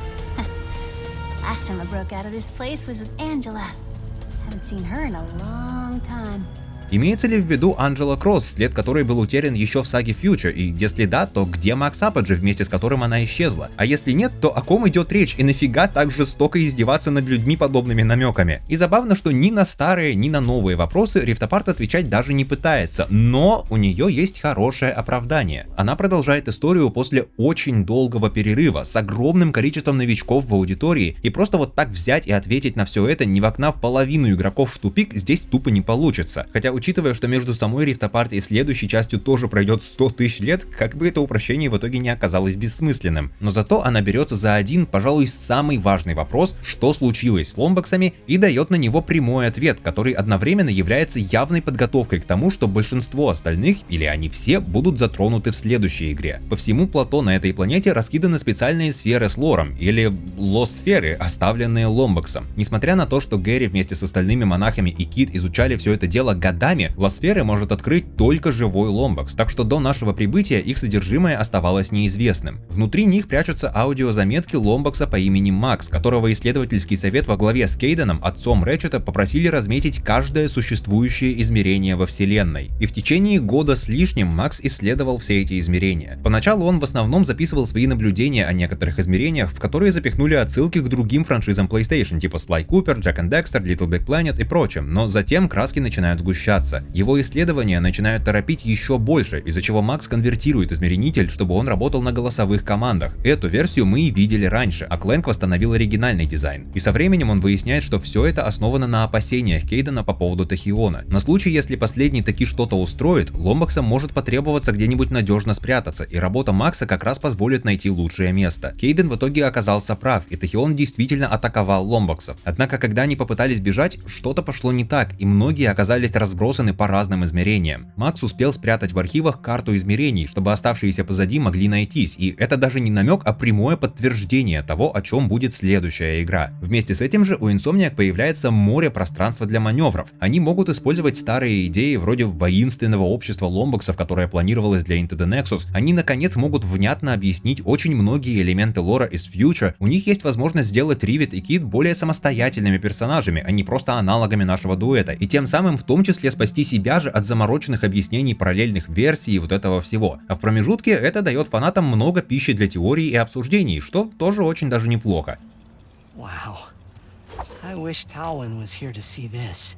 Да ну хватит уже! Освободив всех монахов, мы наконец можем с их помощью попасть в архивы, которые уже осадили солдаты Нефариуса. Мы отражаем их атаку достаточно надолго, чтобы зайти внутрь и взять чертежи измеренителя, но негодяи тут же возвращаются с усиленной мощью, и здесь в дело вступает Кит, которая превращается в свою огромную боевую форму, как это давным-давно делал Clank, и задает им хорошего жару. Со стороны это выглядит настолько круто, что невольно начинаешь ее подбадривать вместе с Рэтчетом, но этим же она раскрывает ему свой главный секрет и причину своих страхов, когда она едва успевает остановиться вовремя, чтобы не уничтожить его самого. И в виде боевого робота ей сложно контролировать себя, из-за чего она может навредить и тем, кому на самом деле не хочет. И именно поэтому она не использует эту форму без абсолютной необходимости и старается избегать близости с другими. Однако остановиться она все же смогла, и ничего плохого не произошло, о чем у нее с Рэтчетом и был уговор. Аргумент оказывается убедительным, и Кит, удивленная и заинтригованная таким поворотом, соглашается попробовать остаться командой и идти дальше. Измеренитель же все еще нужно собрать, и сделать это можно только на супер защищенной имперской базе, где помощь Кит нам точно пригодится. Лететь туда прямо сейчас или же нет – ваш выбор, потому что игра дает вам выбрать свою очередь повествования, а не заставляет вас идти по конкретному пути. Хотите немного сменить обстановку – отправляйтесь на уровень Ривет и Clank. Хотите продолжить наблюдать за Рэтчетом и Кит – летите к их следующей цели. Ну или начать этот акт в принципе можно было с Ривет, а не с Рэтчета. Это же выливается в любопытный момент левел дизайна. Если начинать с Ривет, то как минимум весь ее первый уровень у нее не будет ховербутсов, но если прилететь сюда уже после Савали, то они у нее уже будут. И если первый уровень Ривет специально сделан так, что его можно целиком пройти без ботинок, хотя и с ними он сильно не ломается, то второй хоть и тоже так проходится, а то вдруг вы решили их подряд зачищать, но там уже есть жирные намеки, что какой-то важной вещицы вам не хватает, и без нее вы до всех секретиков уже не дотянетесь. Прикольно. Подход Рэтчета Кит работает не только из-за их договора. Пока они узнавали больше друг о друге, в разговорах то и дело всплывали их загоны и беспокойства, которые постепенно становились все серьезнее, и в конце Рэтчет, пусть изначально и не намереваясь это делать, переносит весь груз на себя, когда всплывает напоминание о том, что его отец был хранителем измеренителя, и что он сам уберечь устройство не смог. Это с новой силой зажигает все сомнения, что у него и так были по поводу встречи с другими ломбоксами.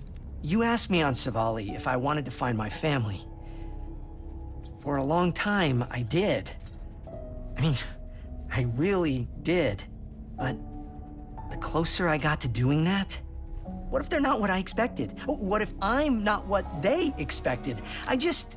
И теперь настает очередь Кит вселять в него уверенность и быть нужной, быть хорошей напарницей, пусть даже она сама это еще не осознает. Вдвоем они прилетают на станцию Кидара, чтобы изготовить новый измеритель, но несмотря на идиллически спокойную обстановку, они умудряются почти мгновенно устроить локдаун, из-за которого внутрь уже не попасть. Очень удобно поблизости оказывается кристалл Близона, удар по которому переносит их в другое, неизвестное измерение, где вся станция полностью заброшена, но это же дает им возможность пробраться в нее, спустившись на сотни метров вниз до самого дна океана. Практически каждый уровень в игре имеет какую-то свою фишку, которая выделяет его среди всех остальных, а иногда она такая и не одна. Помимо того, что здесь мы будем постоянно прыгать туда-сюда между двумя измерениями, сама локация в целом необычно коридорная для серии, что напрямую выливается в его вторую фишку. Это уровень, выполненный в стиле хоррора. Концепт для серии не в новинку, та же Into the Nexus уже уходила в более пугающее направление, но станция Кидара заходит в этом деле ощутимо дальше. Само собой, на заброшенной станции везде темно и лишь иногда где-то моргает свет, так что вам в основном будет помогать лишь фонарик. И я не удивлюсь, если Insomniac при дизайне этой локации вдохновлялась первыми двумя Bioshock. Здесь есть много коридоров со стеклянными стенками, через которые видно океан, и многие из них уже успели протечь, поэтому повсюду льется вода, а местами и всякие водоросли начали расти. Саунд-дизайн в сочетании с 3D звуком самой PS5 продают атмосферу еще сильнее, окружая вас со всех сторон каплями воды, мерцающими лампами, гуляющими по трубам амебоидами, заклинившими дверьми, звуками уставшего металла и полуживой вентиляции. Крепоты тут явно не пожалели, и музыка, которая то тихо скрипит на фоне, поддакивая станции, то молчит в принципе, выставляя ее на первый план, тоже крайне хорошо справляется с задачей. Но кроме вас и амебоидов, по станции бродит существо по имени Сок, или Бодряк в официальной локализации, но это имя не так хорошо передает суть, так что пусть будет по-моему. Это большой и очень голодный монстр-амфибия, который будет активно нас преследовать, и самый,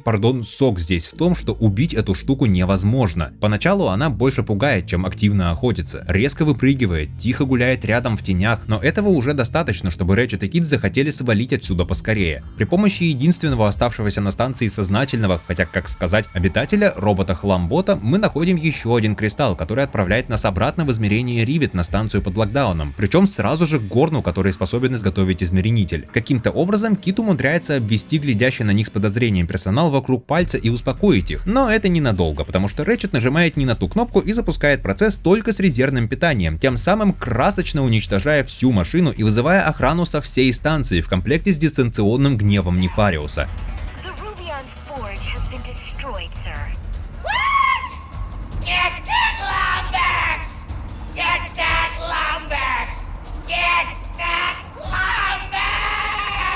Без шуток, актеру в этом году уже 76 исполнится, а он все еще вот такое вытворяет. Мне 30 нет, а я уже так не могу. От преследования до этого удается скрыться в заброшенном измерении, и с теперь уже уничтоженным Горном в измерении Ривет собирать измеритель им теперь каким-то образом придется здесь. Главное найти источник питания. Спускаясь еще глубже, мы погружаемся уже в некий Alien Isolation на минималках, потому что с существом мы теперь сталкиваемся напрямую. В этой секции станции полно силовых дверей, которые открываются только пока вы стоите на специальных кнопках, и делают они это очень медленно и громко. Своим шумом они привлекают монстра, который будет неумолимо двигаться прямо на вас, пока вы вынуждены стоять на месте и ждать. Он будет пробиваться через окна, через стены, возникать в тесных комнатах, и все, что вы можете против него сделать, это на время отвлечь его, разбив контейнер с желе, которым он не прочь подкрепиться. Но опять же, это только на время, и такие контейнеры есть не везде, так что иногда вам придется думать на ногах. Я, конечно, небольшой любитель играть в хорроры, но парочку хороших я таки прошел, и эта глава местами действительно может быть напряженной. Не страшной, само собой, но немного нервной вполне, особенно если прям вникнуть в атмосферу. А если вы прямая целевая аудитория, то есть вам 7-10 лет, то я представляю, как это может быть на самом деле стрёмно. Into the Nexus при всех своих попытках и близко с этим не сравнится. Каким образом на подвижность Ratchet не оказывает никакого влияния нахождение на уровне 300 метров под водой?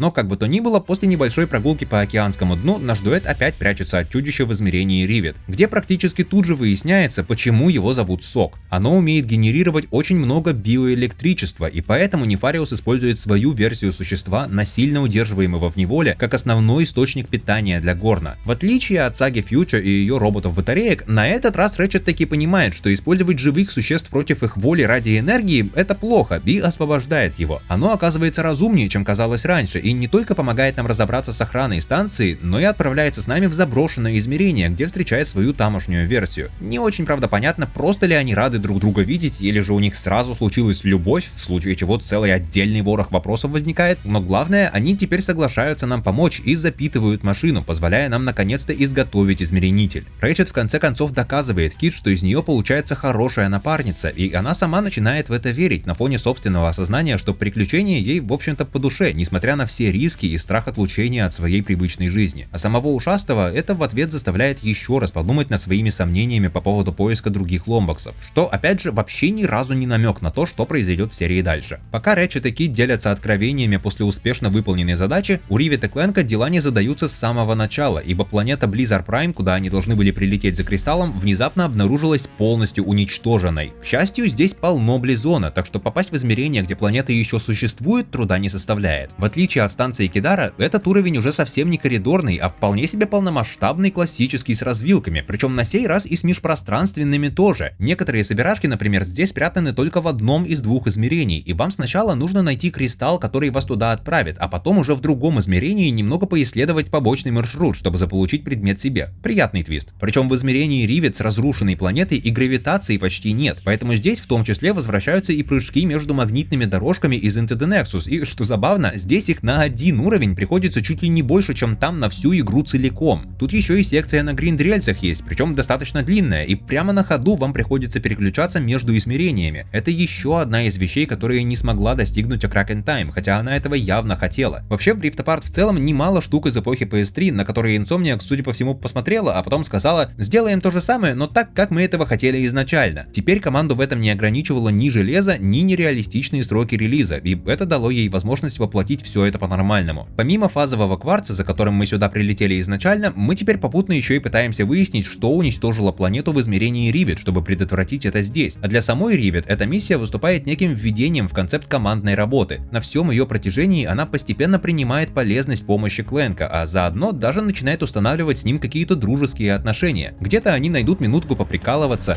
All this food talk makes me wonder, Bolts. Who's the better cook? You or Ratchet? Oh, it is never a competition. It's you, isn't it? I knew it. Где-то посочувствовать неудачам или узнать друг про друга еще пару каких-нибудь вещей, но главное, в ходе их совместной работы Ривет привыкает слушать Кленка, а не отмахиваться, как раньше на Саргаса. И раз уж мы здесь в большом шахтерском комплексе с кучей операций и рабочих, то и с ними взаимодействовать тоже придется много. В хабе, например, народ сидит голодный, потому что местный повар возомнила себя мировым творцом, которому нужно страдать во имя искусства, и нам приходится вычищать толпы существ и громил, защищая ее оборудование, пока сама повар просто сидит в сторонке и очень драматично думает, что готовить. So much suffering. But now my imagination has woken from its slumber. This honey smorgasbord will be beautiful. What's suffering? You didn't do anything. Это супер по-дурацки, мне нравится, продолжайте. Пространственные разломы здесь сканируют специальные боты, которые приняли сообщение из другого измерения, и нам нужно вернуть их главному инженеру. Один из них, правда, очень хочет с кем-нибудь дружить, и это, наверное, одна из самых милых вещей, что мы видели в серии до сих пор. Identified non-hostile entity. Hello, are you my new best friend? No. You should head back to the chief engineer. Friendship request denied. Sad noises. Returning to chief engineer. Aww. Только вообще нифига не мило становится, когда Ривет и Кленк запускают огромный бур, чтобы добыть свой кристалл, и только потом, благодаря тем сообщениям, узнают, что именно эта штука, поврежденная из-за разломов, и уничтожила планету в измерении Ривет, а его еще и выключить не получается. Stupid freaking drill! I thought you loved giant machinery. I got a change of heart. И при попытке его сместить, Ривет приходится за мгновение решить, кого спасать из-под лазера, Кленка или добытый кристалл. Конечно же, она выбирает первого, но кристалл из-за этого оказывается разрушен, и все в итоге проходит зря. А это значит, что приходит время одной из самых притянутых за уши вещей в серии, наравне со всезнающим суперкомпьютером, про который все моментально забыли. На планете Торрен-4 обитает некто по прозвищу Чинила, который предположительно способен починить буквально все, что угодно. Так что за неимением лучшего плана двое собирают осколки и летят туда. Одна вещь, которую сценарий в этой игре очень любит, это длинные развязки. В один момент он как бы невзначай бросает какую-нибудь реплику, на которую поначалу можно даже не обратить особого внимания, а потом, спустя какое-то время, он создает ситуацию, в которой эта реплика или обыгрывается, или завершается хорошим панчлайном. Это могут быть просто шутки, а могут быть и целые темы, которые поднимаются на конкретных уровнях. И мне такой подход весьма-таки нравится, потому что он регулярно создает некое ожидание, предвкушение, в котором вас держит, и до наступления самой развязки вы можете об этом даже не подозревать, но когда она наступает, мозг сам соединяет точки с тем, что он слышал раньше, и из этого получается весьма эффективный и эффектный способ что-то рассказать. Торрен-4, пожалуй, один из лучших примеров этого. Первым же делом по прибытии Кленк предполагает, что эта миссия будет простой, но Ривет его тут же тормозит, ибо в ее мире ничего и никогда не идет по плану, и все в итоге решает импровизация, что для нее самой на самом деле и было верно всю дорогу. В одиночку, без своего Кленка, ее планы всегда разваливались, и ей приходилось выкручиваться на ходу. У нее есть шрамы, которые это демонстрируют, а свежеуничтоженный кристалл — показатель того, что командной работе она еще только учится. Ривет в итоге оказывается права, и просто так у дуэта действительно ничего не выйдет. Как и в измерении Рэтчета, эта планета населена мусорщиками, а Чинила — это огроменный робот, который постоянно ремонтирует их хлам. Последние несколько дней на планету еще и пираты налетают, и убив столько времени на защиту от них, он просто приуныл и сдался, потому что все без толку. Поэтому, конечно же, нам придется как-то починить самого Чинилу, чтобы он починил наш кварц. Но сначала надо найти устройство-швырятель, которое поможет нам перелететь через каньон и добраться до него. And I am not thrilled about the name either. A smelting pit is a curious place for a hurl shot to be. I'm guessing it has something to do with them all getting recalled recently.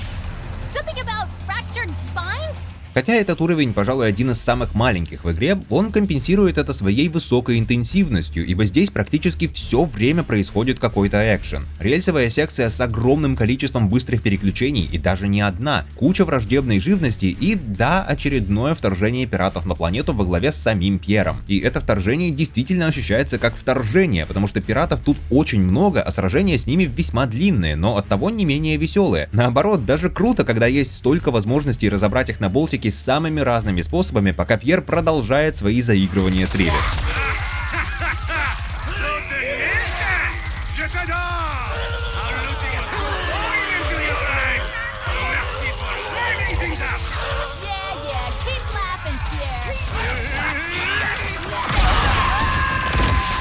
Когда наши двое таки добираются до Чинилы, их проблемы не заканчиваются, ибо чувак настолько расстроен и разочарован в самом себе, что уже не видит никакого смысла в восстановлении, а верит только в разрушение, и со всей аккуратностью Годзиллы в игрушечном городке начинает преследовать дуэт, пока они удирают от него по рельсам в самой безумной подобной секции во всей серии. Всю дорогу он орет нелепицу про то, насколько он сломан и не заслуживает просвещения, и это дает Кленку его момент импровизации, когда гигант их все же ловит. Да, быть может, Кленк потерял свою руку, и да, быть может, он в ответе за межпространственный катаклизм, но то, что он стал не таким, как раньше, не обязательно означает, что он стал хуже, он просто изменился, что есть хороший посыл, потому что со временем все меняются, и сами герои этих игр, и люди, которые их создают, и люди, которые в них играют. Сам Кленк, правда, укладывает это всего лишь в одну короткую фразу, которая почему-то мгновенно убеждает Чинилу, что с ним тоже все нормально, и в благодарность за снятый с его плеч груз он ремонтирует их кристалл. Вот это уже упрощает сцену настолько, что от нее остается лишь одна идея, и тем самым заставляет ее ощущаться дешевой и немного детской, в плохом смысле. Что хуже, это даже не единственный раз, когда в игре такое происходит. С другой стороны, сама идея и ее реализация за исключением этой сцены все же хороши, так что в целом-то и так прокатывает, но все равно не дожали. Как бы то ни было, у Ривет и Кленка теперь есть целый кристалл, а у Рэтчета и Кит есть измеренитель. Пришло время им всем встретиться, чтобы собрать все это воедино и вернуть измерения на место. Right. Guess our adventure's coming to an end, Bolts. You two and Dr. Nefarious will be back in your own dimension in no time. И здесь сценарий быстро возвращается обратно в свое нормальное состояние, потому что в этой сцене свои плоды приносят не только физические усилия наших героев, но и их личностный рост. Кит, которую вначале нужно было уговаривать помочь, теперь чуть ли не рвется от предвкушения встречи с новыми людьми, а Ривет, у которой были проблемы с доверием, уже не ожидает самого худшего прямо сходу. И если бы не Ratchet & Clank, Ривет и Кит через свои путешествия не прошли бы и сами по себе очень вряд ли смогли бы сработаться. Эта сцена — большая часть ответа на изначальный вопрос о том, почему наши двое чуваков так важны друг для друга. Дальше знакомств, правда, четверка уйти не успевает, потому что здесь их наконец настигает доктор Нефариус, который, если вы забыли, вообще-то за ними следил с самого начала и снова присваивает измеритель себе. Для разнообразия Ratchet позволяет Ривет и Кит попытаться его одолеть, и очередной эффектный босс-файт, проходящий через несколько планет, действительно завершается победой новоиспеченного дуэта. Только тут же происходит то, что ожидалось на протяжении всей игры. Свой лик являет настоящий император Нефариус, и этот момент знакомства с ним выполнен просто безупречно, показывая, насколько он просто чистое зло, как он статно и медленно спускается сверху, как его злодейшество приветственно торжествует оркестр. Это однозначно самое эффектное появление антагониста в серии, которое моментально устанавливает его как абсолютно доминирующую фигуру, имеющую полный контроль над всем и каждым, что посмеет попасть ему на глаза. Ривет может ему перечить, но он уже заранее знает, как ее заткнуть, и даже не глядя может просто удалить целую трибуну, полную народа, чисто чтобы наверняка. Если кто имеет что-то сказать против, легкое применение телекинеза будет хорошим ответом. Он достигнет того, чего хочет, и ни хрена вы ему не сделаете. И свою задержку он может себе позволить, потому что все это время он успешно устранял своих врагов и сопротивления. А если кто хочет ему в этом деле помочь, ну это, конечно, вообще смешное предложение. Как будто вообще есть какой-то шанс, что он сам не справится. Хотя таким активным поклонникам, так и быть, может и можно дать посмотреть на действие поближе и узреть все его величие. Шикарное исполнение роли вечно крутым Робин Аткиндаунсом, по-честному, одна из лучших вещей во всей игре. When I heard that the Rebel Lombax was battling me, I had to... Come here, the universe celebrate your defeat? Who was celebrating? You mean them? Конечно же, Император забирает измеритель себе, и теперь мы вынуждены каким-то образом справиться с этой угрозой. Просто чтобы наконец усмирить Ривет, он отправляется на Саргасса с целью уничтожить всю планету, после чего в его планы входит устранить капитана Кванта, последнего оставшегося члена сопротивления из списка, и чтобы успеть везде, наш квартет решает разделиться. Ривет и Кит летят спасать Саргасса, теперь настал их черед показать главгаду, что личный конфликт с Ломбаксом ничем хорошим для него не закончится. Это может и не Велден, но на дом Ривет никто нападать не смеет. Wish he'd come here so I could instill my hammer into his face. Огромная битва планетарных масштабов — лучшая проверка на прочность для новой команды, и несмотря на некоторую неловкость в моментах, они справляются. Ривет проносит их в прямом смысле сквозь огонь и орды солдат Императора, а Кит устраняет аномалию, в которую попала многоножка из начала игры. Под управлением мортов она поможет нам в воздухе. На подмогу прилетает и Труди, и вместе с ней мы выкашиваем целые боевые корабли, пока снаряды в воздухе мельтешат почти как в Звездных войнах, а следом даже роняем километровый флагманский крейсер, который супер эпично падает в воду и означает конец вторжения. Ривет и Кит победили. Да, это всего лишь одно сражение, а не вся война, но это уже больший прогресс, чем был у Ривет в одиночку за все время. Император впервые терпит поражение. И, конечно же, его такое абсолютно не устраивает, поэтому пока что он отправляет их обеих в случайное карманное измерение, не зная, что они могут оттуда выбраться. И пока они ищут выход, у них есть время поговорить и обсудить свою общую ненависть к Императору. Ривет старается быть более открытой и рассказывает, как она потеряла руку. Она пыталась пробраться в башню Нефариуса, но не заметила, как рядом патрулировал один из императорских солдат, а тот воспользовался моментом и выстрелил, попав прямо в плечо, но тут же остановился, дав ей возможность сбежать. И это дает Кит понять, что этим солдатом была она сама, потому что именно это столкновение тогда и стало для нее пробуждением. Весь груз вины за произошедшее моментально и с новой силой всплывает обратно на поверхность. Кит чуть было не начинает прямо здесь во всем признаваться, но Ривет думает, что она хочет лишь принести соболезнования и сразу переводит внимание на позитивные моменты, не желая, чтобы ее кто-то жалел, и вся тема повисает в воздухе тяжким грузом, ожидая своей развязки позже, как минимум для Кит. А пока девчонки спасают Саргасса, Ratchet и Clank прибывают на Ардолис, чтобы через Пьера найти капитана Кванта, но оказывается, что сначала самого Пьера придется спасти от казни за то, что он взорвал корабль своих, пытаясь ранее одолеть Ривет. Значительная часть этого уровня — это практически идентичное воссоздание той же локации из Tools of Destruction, но с новым визуалом и ночным светом она теперь выглядит абсолютно абсолютно шикарно, а новые участки и пиратские разговоры просто угарные и отлично оживляют всю их базу. Okay, this bonehead stretches me hat and me ship. Just let me keep me booty. 'Tis all I have left. Fine, fine. Ye can have it all. Just get me out of here, Pop, please. I am begging ye. Curse ye. И что как бы в тему, даже несмотря на обстоятельства, эта миссия напоминает нашим чувакам о старых добрых, и между сражениями с пиратами они в целом-то хорошо проводят время, то вспоминая о давно забытом духе приключений, то немного отклоняясь от курса, чтобы найти пиратскую карту сокровищ и по пути сорвать их вечеринку, то внезапно обнаруживая новые занятия для досуга, исполняя песни в пиратском парке развлечений, чтобы добраться до капитана. Linger by the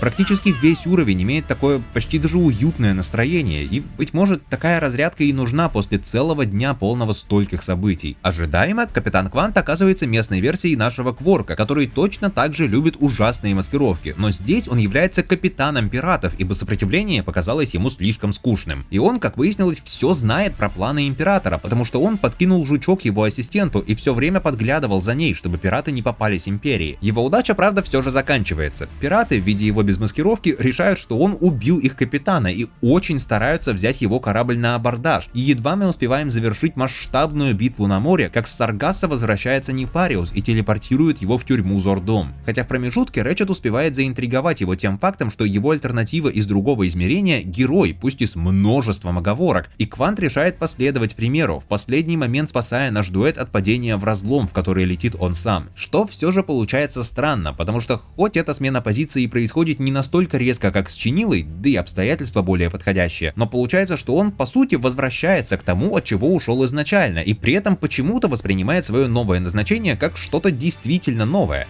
Или же он просто не настолько нарциссичен, как Кворк, и о преимуществах геройства ему нужно было рассказать подробнее. Я хз.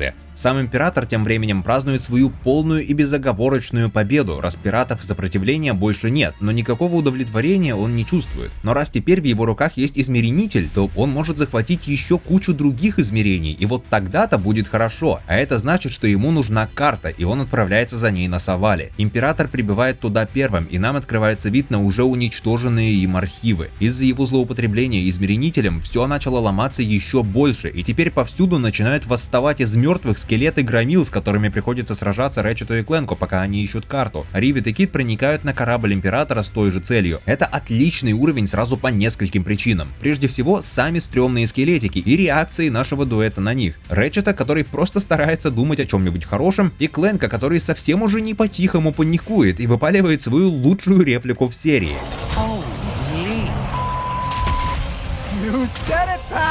Хотя вообще эти костяшки превращают весь уровень в огромный XP гринд, ибо они хоть и умирают быстро, но их очень много, поэтому у вас есть отличная возможность набить много уровней на своих пушках, наблюдая при этом абсолютный хаос на экране. Только бьют они все-таки больно, и окружить вас могут запросто, так что останавливаться нельзя вообще ни на секунду. Ривет и Кит на корабле вместо Императора находят заключенного Гэри. Ривет пока еще рановато заставать негодяев врасплох из-за спины, и он приносит хорошие новости. Карты у Нефариуса нет, потому что Гэри спрятал ее внутри аномалии в секретных катакомбах, и Рэтчет и Кленк сразу же спускаются вниз и несутся на всех парах, чтобы успеть туда до Императора, пока Ривет и Кит догоняют их и спешат на подмогу. Но все слишком поздно. Пока Кленк вытаскивал карту из аномалии, оба Нефариуса успели их догнать, и ему приходится отдать им карту, чтобы они не убили Рэтчета, после чего Император тут же отправляет их обоих в Зордом. В этот же момент сюда прибывают Ривет и Кит понимает, что может остановить злодеев прямо здесь, пусть даже это резко откроет Ривет всю правду о том, что это именно она все те годы назад лишила ее руки. Именно эту сцену арт-директор и аниматоры выделяют как одну из своих самых любимых, потому что после стольких лет, за которые команда научилась мастерски анимировать комедию, теперь ей нужно было создать мощную и сложную драму, и результат однозначно одна из лучших сцен во всей серии в плане анимации. Она выглядит как большой полнометражный мультфильм, без каких-либо оговорок. Столько мелких деталей и движений создают одновременно целый спектр эмоций, которые читаются даже без слов. слов. Предательство, шок, боль, страх, гнев – все абсолютно оправданные, и я совершенно понимаю главного аниматора, которая сама здесь прослезилась, потому что это правда очень сильно. А Кит, выбив измеренитель из рук Императора, больше ничего особо сделать не успевает, как доктор Нефариус и ее тоже отправляет в Зордум, после чего Император сам резко уходит вместе с ним, даже не обратив внимания на Ривет, оставшуюся совсем одну вместе со своими резко вскрытыми ранами. Дав себе минутку собраться, она отправляется спасать всех остальных. Зордум — это очередной великолепный уровень, во многом благодаря тому, как он строит напряжение. Поначалу здесь никого нет, Ривет идет одна через какую-то свалку на скалах в бесконечном море, но бушующая гроза полностью отражает ее текущее состояние. Несмотря на звание чуть ли не страшнейшей тюрьмы в галактике, пробраться внутрь оказывается не так сложно, и, к счастью, Клэнк находится совсем рядом, заодно вместе с некоторыми союзниками Ривет по сопротивлению и громилами вместе с пиратами, которые теперь решили работать с нами. Она освобождает всех, и после всего, через что они вместе прошли, Ривет теперь демонстрирует искреннее беспокойство за Клэнка. Рэтчет и Кит обнаруживаются буквально за углом, но в своей специальной камере, которую перемещают в строжайшее заключение. Возвращаясь на секунду к теме переписанного сюжета, здесь всплывает диалог, который не очень стыкуется с прошлыми событиями.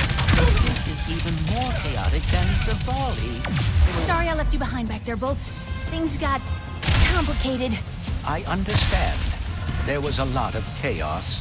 No, yeah, that. Только, само собой, Ривет там никого не бросала, это Нефариус и всех оттуда устранили, что наталкивает на мысль о том, что в более ранних версиях игры события на Савале могли пойти по-другому, но по какой-то причине они оказались изменены, а диалог, отсылающий к изначальной версии, забыли удалить или переделать. Пока Ривет и Клэнк пытаются догнать Рэтчета и Кит, они встречают все больше сопротивления от тюремной охраны, но в промежутках Ривет пытается разобраться в своем отношении к Кит, теперь зная всю правду, а Клэнк как можно деликатнее старается ей в этом помочь. Вскоре они отключают камеры во всей тюрьме, и с этим начинается огромный бунт. Десятки громил и пиратов сражаются на нашей стороне, охрана вываливается на нас штабелями, в бою само здание начинает гореть и разрушаться. Это сплошной, непрерывный, жаркий экшен, который помогает Ривет выместить всю злость, а когда бунт пытаются подавить веселящим газом, она получает возможность высказать все, что думает, параллельно над этим смеясь. Это отличная ментальная разгрузка. Одна вещь, правда, которую некоторые люди высказывают об этом уровне, мол, тот факт, что Ривет здесь приходится спасать Рэтчета, как раз говорит о том, что нашего желтого чувака пытаются задвинуть на второй план. И я понимаю, почему это может так восприниматься, но в то же время я с этим крайне не согласен. Как минимум, это даже не первый раз, когда кому-то пришлось его спасать. В Going Commando он смог выбраться из заключения только благодаря Клэнку. В Deadlocked Клэнк и Эл приводили план спасения в действие за кулисами. В Size Matters он очухался после экспериментов только благодаря Клэнку. Иногда он попадает в ситуации, из которых сам он выбраться не может, и его нынешнее пребывание в Зордум одна из таких. И он, скорее всего, даже ничего не мог сделать, чтобы сюда не попасть изначально, потому что два Нефариуса настигли его во время того, как Клэнк у него на спине копался в аномалии, и двигаться он поэтому не мог. И хотя да, он по ходу игры спотыкался чаще, чем обычно, но это только потому, что он столько лет не был в действии. В целом, свои задачи он благодаря своему опыту всю дорогу выполнял успешнее, чем Ривет. Да даже в финальном сражении, спойлер, он выполняет большую часть работы, так что нет, никто его никуда не задвигает. Бунт, правда, вытащить его и Кит не совсем помогает, и их камеру собираются вообще увести куда-то, где их никто не найдет, поэтому Ривет приходится буквально отвоевывать их в очень длинном и крайне напряженном сражении на взлетной площадке. И когда их наконец-то получается вытащить, Кит не особо торопится идти вместе с остальными, потому что после всего, что произошло на Савале, чувство вины за все содеянное вернуло ее к самому началу, где она считала себя лишь угрозой для всех остальных. Ривет справедливо отчитывает ее за то, что в самый важный момент Кит хочет просто забиться в угол вместо того, чтобы помогать всей группе, но эффекта это не имеет, и Ривет, Клэнк и Рэтчет улетают без нее. Последнему есть что об этом сказать. Он считает, что оставлять ее было неправильно, потому что сейчас нет времени потакать страхом Ривет, когда Кит самой нужна помощь, за что в ответ получает гневный комментарий о том, что его собственный страх перед ломбаксами не имеет никакого смысла. И эта стычка всегда казалась мне несколько странной, ибо хоть и понятно из-за чего она возникает, но так-то обе стороны здесь оперируют неполными данными. Ривет не знает историю Рэтчета с ломбаксами, а Рэтчет не знает историю Ривет с Кит, и при этом они уже начинают резко повышать друг на друга друга голоса, а потом еще более резко просто останавливаются и тут же вместе извиняются. И я не очень понимаю, как это читать. Либо они оба внезапно поняли, что конфликт бессмысленен, раз они оба многого не знают друг о друге, либо это просто сценарный обрывок, и они должны были продолжить еще хотя бы немного, прежде чем уладить все по-нормальному, а не одним простым «извини». Потому что сейчас из этого получается ни рыба, ни мясо. К чему они оба шли, фиг знает, а достигли в итоге все равно ничего, и в дальнейшем этой перепалки как будто бы и не было. Но на все эти разборки сейчас все равно нет времени, ибо Император удумал начать свое межпространственное завоевание, и стартовать он собирается с измерения Рэтчета и Клэнка. Только этим теперь недоволен и наш Нефариус тоже, потому что это его измерение, и он тут правителем будет когда-нибудь. Так что Рэтчет, Клэнк, Ривет и еще куча пиратов, сопротивленцев и громил выдвигаются вслед за Императором, чтобы дать ему финальный бой в Мегалополисе, там, где вся эта катавасия и началась. И эта битва одна из лучших в серии. Впервые мы сражаемся одновременно вместе с таким количеством союзников. На экране постоянно мельтешат пули, снаряды, кто-нибудь прикрывает вас со стороны или просто бросает торжественные кличи. Здесь как никогда чувствуется масштаб действия. Это реально ощущается, как будто мы отражаем самую большую угрозу из всех в этой вселенной, что в целом-то так и есть. После небольшого разогрева в виде нескольких волн имперских солдат, сам Нефариус по-быстрому удаляется, чтобы потом вернуться в своем громадном костюме размером с местные небоскребы. И здесь игра возвращает концепт финальной битвы из Into the Nexus, но в гораздо большем масштабе, который нынешнее железо уже без проблем может вытянуть. Всю дорогу мы переключаемся между Рэтчетом и Ривет, пытаясь уничтожить эту огромную бандуру, разрушающую весь город, пока Император все больше злится, стараясь при этом все усиленнее делать вид, что все идет по плану. Ривет начинает сражаться с Нефариусом в костюме в ожидании сюрприза, который ему подготовили Рэтчет и Клэнк, и вскоре они вместе с пиратами и двумя кворками доставляют корабль под завязку, набитый взрывчаткой, прямо ему в лицо. Помогает, правда, не сильно, и чувакам приходится закончить начатое самим. После изнурительного противостояния у них выходит ослепить костюм, и пока Император начинает биться в истерике, они пользуются моментом и через разломы попадают прямо внутрь костюма, чтобы уничтожить его ядро. Здесь даже наш Нефи присоединяется, чтобы еще поиздеваться и позлорадствовать над Императором. Несмотря на все свои попытки, последнему здесь все равно не рад вообще никто. В итоге наш дуэт полностью разрушает костюм, и Император Нефариус остается сам по себе уже не в себе. Ему плевать на целостность измерений и самого существования. Он заставит всех и особенно Ривет преклониться перед ним, чего бы это ни стоило. Чувак вообще не умеет проигрывать. И раз это ее Нефариус, то и биться с ним тоже должна она, но не в одиночку. Очень вовремя на подмогу прилетает Кит, которая осознала правоту Ривет, и вместе с Кит в ее боевой форме они дают Императору отпор. Механически босс-файт на самом деле не самый интересный серии, но он может предоставить хороший вызов благодаря большому количеству здоровья и атак Императора и маленькой арене. На высоких сложностях он прям цветет. Но важнее здесь именно командная работа. Пока Ривет разбирается с самим гадом, Кит со всех сторон отбивает солдат, которые стараются сюда влезть, и сразу в нескольких ситуациях им приходится сражаться буквально рука об руку. Сама по себе, без своего Клэнка, Ривет здесь не справилась бы. Ну а когда Нефариус оказывается уже ослаблен, совсем один и походу уже в край потерявшим рассудок, одного мощного удара молотом Ривет прямо по его рыжей тыкве хватает, чтобы умерить его пыл окончательно. На огонек заглядывает и наш доктор, получивший шанс высказать свою победную триумфальную фразу и отправить висящего на волоске Императора в невесть какое измерение на растерзание Кракену. В кои-то веки отпраздновать могут не только наши герои, но и Нефи, прям по-честному. Пока он не подскальзывается и не оказывается раздавлен головой императорского костюма, но это пофигу, он потом еще 100% вернется. Теперь Клэнк может наконец-то использовать измеренитель во благо, чтобы исправить весь этот межпространственный бардак, и все приключение подходит к концу. Ривет и Кит улаживают свои разногласия и остаются командой, и они уже и собираются бы вернуться обратно домой, но тут подходят Рэтчет и Клэнк и предлагают сделать по пути остановочку. Куда? Да блин, это уже который по счету жирнющий намек. И несмотря на некоторую критику, которая начала подниматься в последнее время, мне, честно, мало что прям плохого есть сказать об этой истории. Да, здесь определенно есть свой набор сюжетных дыр. Здесь есть моменты, из которых можно было выжать больше сути, развития и или эмоций. Изредка персонажи ну уж слишком вежливо и мягко общаются. Мне все еще не очень нравится, что в качестве злодея опять использовали Нефариуса, хотя Император все равно вышел хорош, на него я бы еще побольше посмотрел. Но в целом я бы сказал, что это, наверное, один из самых качественных главных сюжетов в серии. На протяжении всей игры он держит отличный темп и практически нигде не провисает, что для RNC редкость. И мне кажется, это тоже во многом способствует мнению, что эта игра слишком короткая, несмотря на свою обычную для серии продолжительность. Он интересно оформляет темы, которые поднимаются на каждом уровне. Он охренительным образом вводит в серию двух новых главных персонажей, давая им уже знакомую, но отчетливо их собственную историю и развитие. Он очень успешно балансирует между сразу несколькими весьма разными аудиториями. Черт, да даже просто банальное внимание к мелочам, и то здесь на невиданном доселе для франшизы уровне. Если вы играли в любого из Человеков-пауков от Insomniac, то скорее всего вы знаете про фишку, где у большинства реплик главного героя есть две версии. Одна на случай, если он произносит ее в спокойном состоянии, другая, если в это время происходит какой-то экшен. Так вот, та же самая история наблюдается и здесь же. Do you think you could ever forgive her? Perhaps you should. I don't know. But that won't stop me from saving her. I don't know. But that won't stop me from saving her.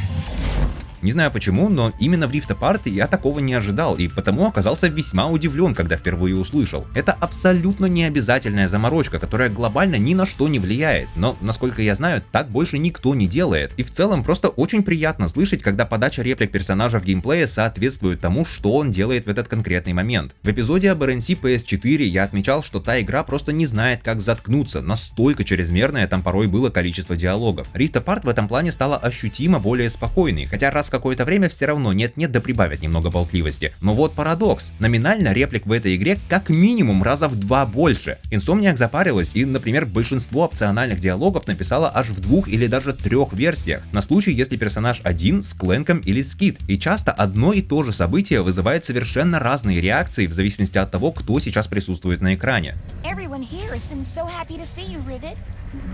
How long have you known them? We only just met, actually. Clank and I picked up some Blizon earlier and, ended up saving the entire planet. Wow. Those miners better be getting the best meal ever after everything that happened with the drill. Deep-fried Zanki, toads in a blanket, flame-broiled Sharkigator with a dash of Zerp... Man, I'm hungry. Или диалоги врагов. Да, технически они для серии далеко не в новинку, но здесь они просто в отдельной лиге. У негодяев из каждой фракции есть по 1000 реакций не только на любое ваше действие, но даже на каждое ваше оружие, плюс еще и больше половины столкновений имеют контекстные реплики, учитывающие окружение и обстоятельства, а иногда Ratchet, Rivet или даже Clank или Kit могут сами на них отвечать. То есть да, технически в Rift Apart разговаривают еще больше, но из-за того, что эти диалоги вписаны очень органично, а при необходимости игра все же может замолчать, вся эта болтовня уже так не бесит. Еще одна причина — это юмор. На протяжении всей серии он постепенно менялся и принимал разные формы, и, как по мне, в Rift Apart он в целом получился самым сильным за долгое время. Нет, сатира над капитализмом не вернулась, хотя она и не была релевантна самим сюжетом этих игр уже очень много лет, исключая игру 2016 года. Но зато все остальное сделано прям хорошо. Я честно ловил больше смешков, чем в половине игр с PS3, а количество шуток, которые можно хоть на цитаты брать, здесь, мне кажется, рекордное со времен PS2. Даже те самые боевые диалоги могут создавать прикольные шутки чисто из архетипов персонажей, и обмен репликами получается весьма естественный, без уклона в откровенный Marvel.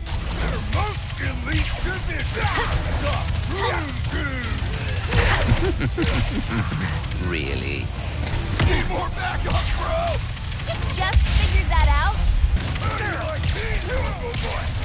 Honestly, kinda cute. Многие шутки забавны чисто благодаря собственной простоте. Hey, Ratchet Mac, I'm working here. We got a million Emperor Nefarious commemorative statuettes to ship out tonight, plus that missing raritanium shipment to find. Tuesdays, am I right? Absolutely. Физическая комедия, пусть ее здесь и не очень много, все равно отличная, спасибо потрясающей анимации. И при этом юмор здесь все еще отлично подходит для всех возрастов. Здесь есть шутки, которые больше зайдут детям, есть вещи, над которыми могут посмеяться все, и есть шутейки, над которыми в основном погыгыкают люди повзрослее. Причем последних здесь не то чтобы мало, да даже в самом названии игры такая появилась впервые после спин-оффов, и написаны они в основном не так жирно, как в некоторых других частях. Why settle for a peg leg when you could have a big leg? Sizes come in big, huge, and there they blow! And all sizes are 50% off if you show your ticket from today's execution. Big Leg Larry's! We be big!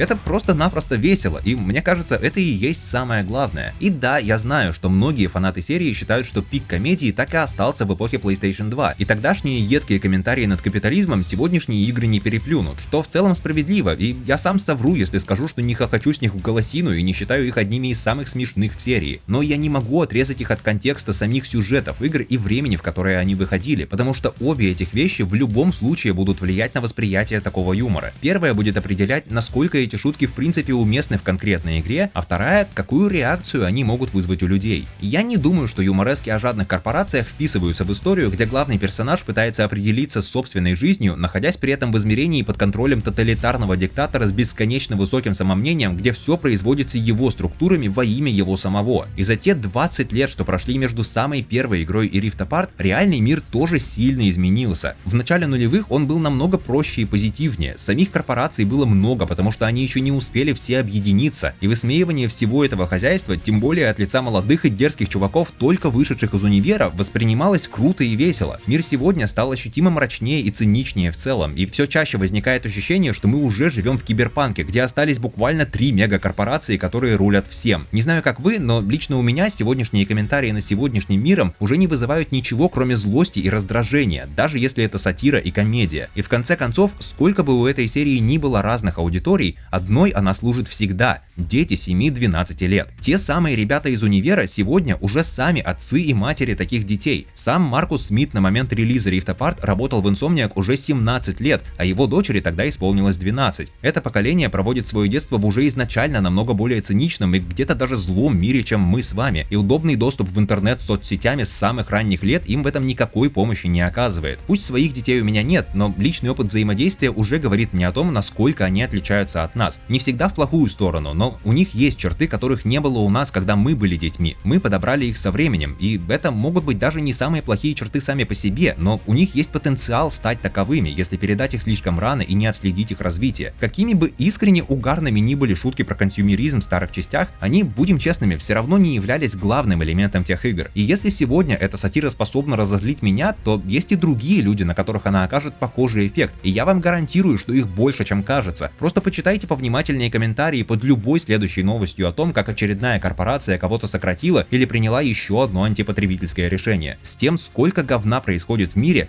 так ли нам нужно культивировать это еще больше? Видеоигры, как форма искусства и медиа, в том числе являются и средством эскапизма, отвлечения от реальных проблем и погружения в вымышленный мир, где их не существует. В нулевых было прикольным докрутить тогдашнюю реальную обстановку до какого-нибудь экстремального значения и посмотреть, к какому абсурду это может привести. Оттого оно и было весело, и тогда это выглядело как эскапизм. Но когда мы уже живем практически в этом самом экстриме и в реальном времени наблюдаем результаты, это уже и докручивать толком некуда, потому что о чем ты не попытайся пошутить, оно или уже стало реальностью, или станет ей вот-вот. И в игре, которая в первую очередь нацелена на аудиторию детей, которые уже в этом растут, последняя вещь, которую вы хотите делать, это подкидывать еще больше дров в этот огонь. То, что RNC в этом смысле со временем стала более беззубой, в целом это факт, я не спорю, но чтобы оставаться этим прикольным фантастичным миром, в который можно ненадолго сбежать от реального, ей теперь нужно полагаться на другой юмор и темы, потому что сам реальный мир стал другим. Помимо той сатиры, в серии всегда было много другого юмора, и именно им она начала пользоваться активнее. В Rift Apart огромное количество шуток, тем, моментов и сюжетных линий можно назвать просто добрыми и где-то даже уютными, и в сегодняшнем мире это и есть тот самый спасительный островок.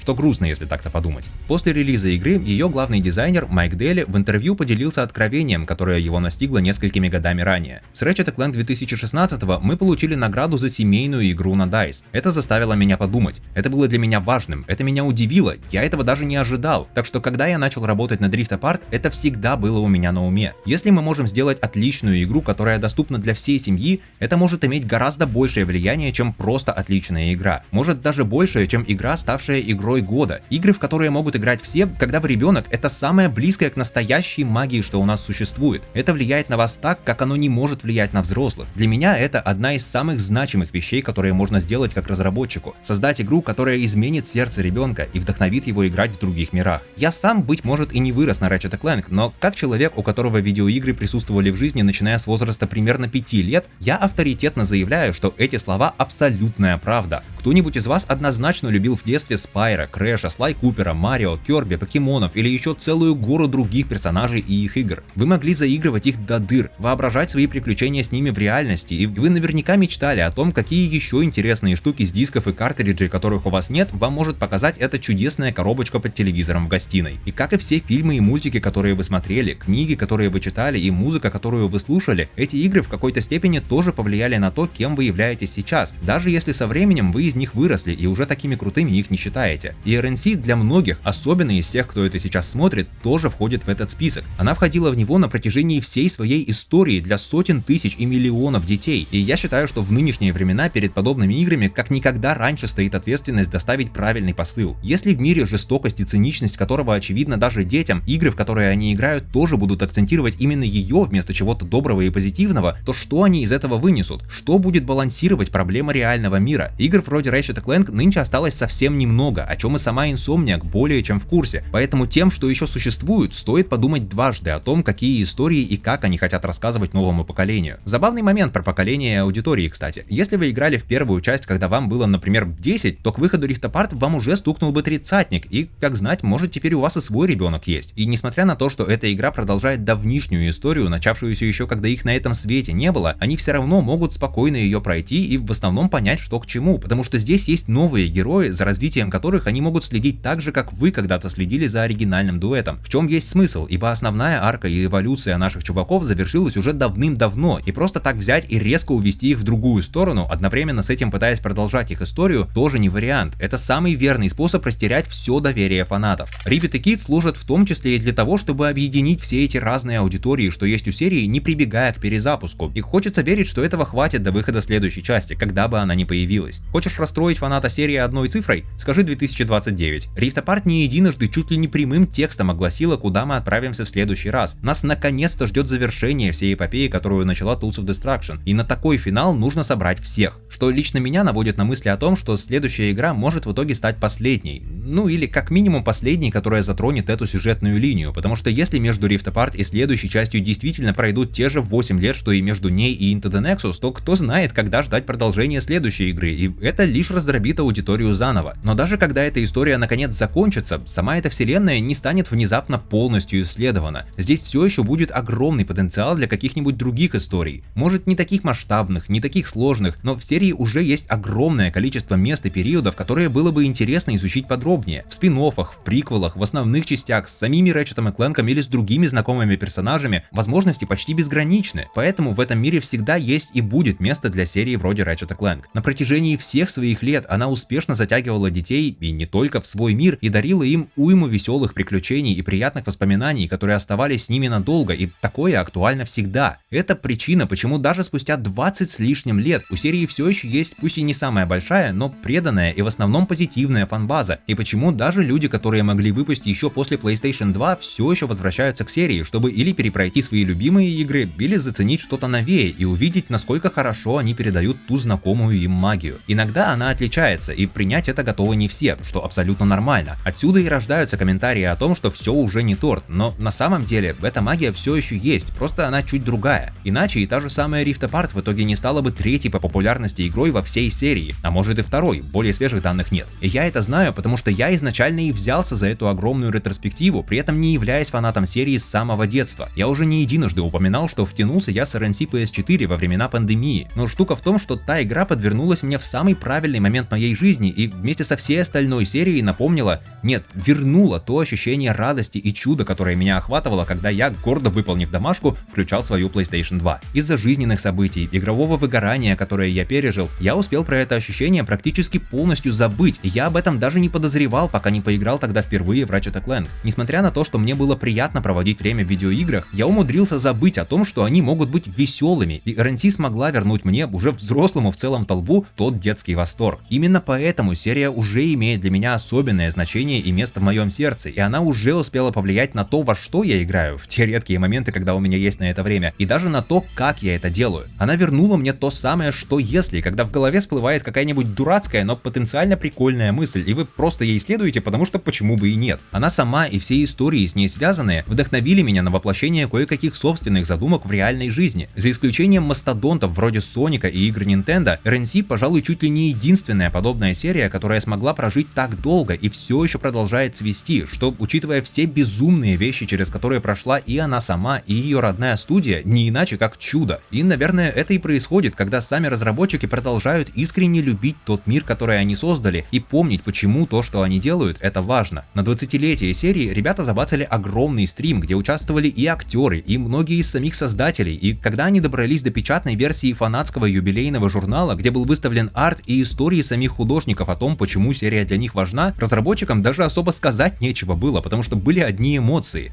Just like Ratchet grew to overcome ever-increasing challenges, so did we as we transitioned into adults. Tearing up now, man. I know, it's so sweet. Вещи вроде этого журнала, который на самом деле фантастический, это самая мощная обратная связь, которая для самих создателей является прямым доказательством того, что их творчество резонирует с людьми, оказывает положительный эффект на их жизни или даже становится их частью, и я могу лишь представить, каково это, знать, что ты и твое творчество вдохновили столько людей по всему миру. Insomniac, очевидно, эти вещи все еще помнит, несмотря на то, что за это время студия прошла колоссальный путь, и спустя все эти годы она наконец познала, что делать масштабные AAA проекты, которые все еще имеют такой эффект на аудиторию, и при этом самим не сгорать заживо в процессе, реально. Rift Apart прямое тому подтверждение. Справедливости ради, еще немного почистить ее от багов точно не помешало бы, но это уже лирика. When do we leave?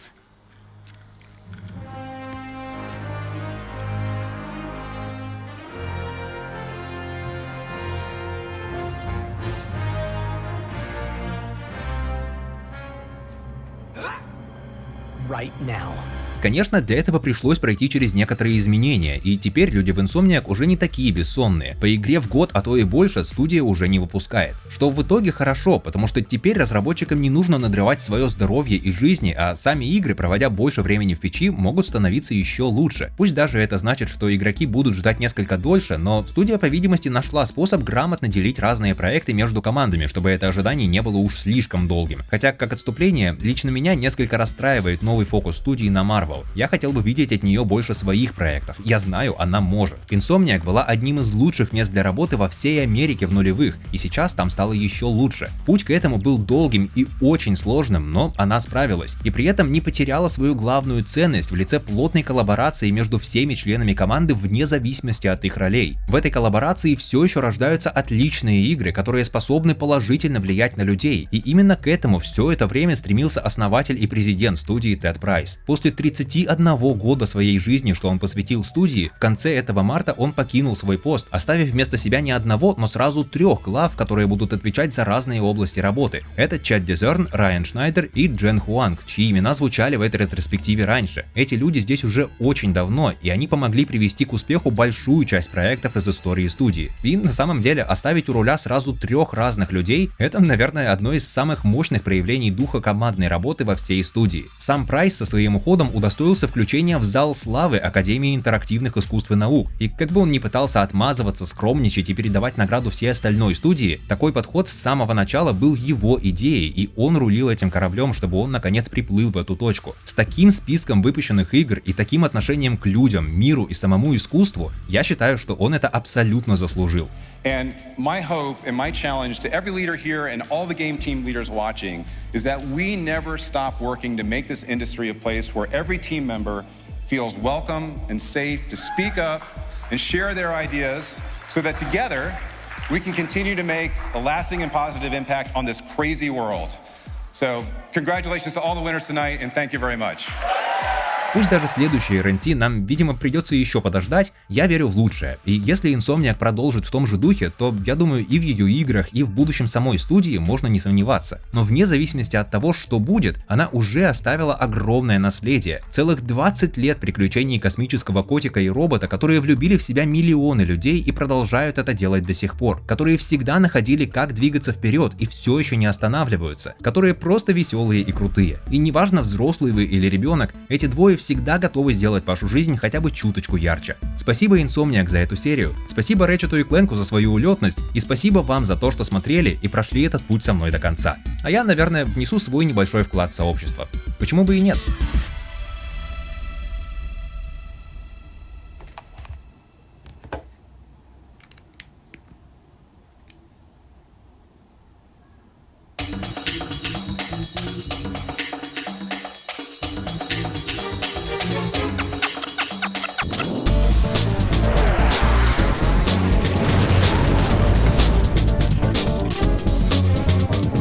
Interesting. Socioeconomic disparity. But why? I know that you will do the right thing. And wham! Lawson, that's just me.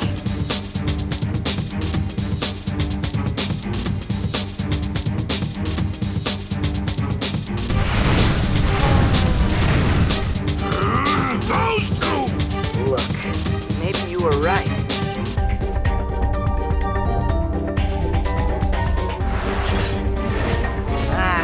You'll be all right. Did that make any sense? Touch him, and it's Plasma City!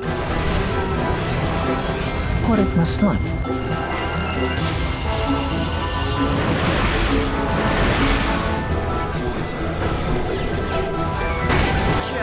What the is going on?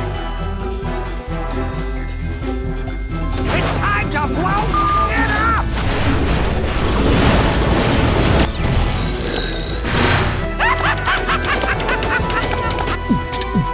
You know what? Commercials! That's what makes it so good, Janice. Hey, Cork. Nice hat.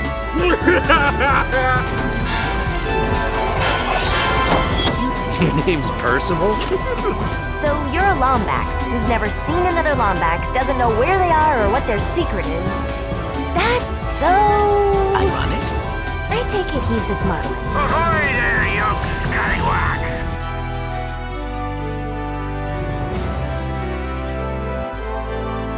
If I leave you with the Dimensionator, no one will be safe. Yep, without Clank, Ratchet was alone in the universe.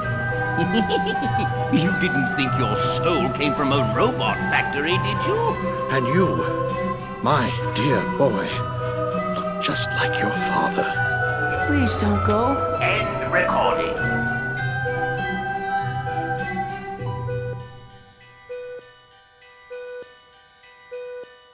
The clock, much like time itself, is a gift and not to be tampered with. But like any father, my only wish is that my son does that which makes him feel whole. Fixing ships, playing holo games till 3 in the morning? Leave the hero stuff to the other guys. We must set aside our petty squabbles and act as a singular unit. Get back! He's gonna say it. The Kill Force! He said it. Some retirement, huh? This may sound strange, but I think I prefer hero work. You know something, pal? So do I. The universe looks at you and sees a hero. But do you know what I see? A coward. Someone who lost the guts to find his race. Dimensionator! Find the Nethers! Bronk and Zephyr were friends of mine. You need to answer for what you did to them. That, or you can save your sister yourself. At this point, there's more for me here than over there. And ending with a surprise gift from Clank to Ratchet. I need to go after that ship. How can I get off planet? Hey, I'm Rivet. What? Hi. Dr. Nefarious just crowned himself Emperor of this dimension. We've got to get him and us out of here. Maybe we could work together? If you're broken, so am I. And I think we're pretty awesome. Why do I need a password on the Emperor? How about I obliterate you instead? Ha ha ha ha ha! And there you are. Ready to fix this, pal? I would love nothing more. You are a good partner. What do you know about winning? Where are we headed? I think you know.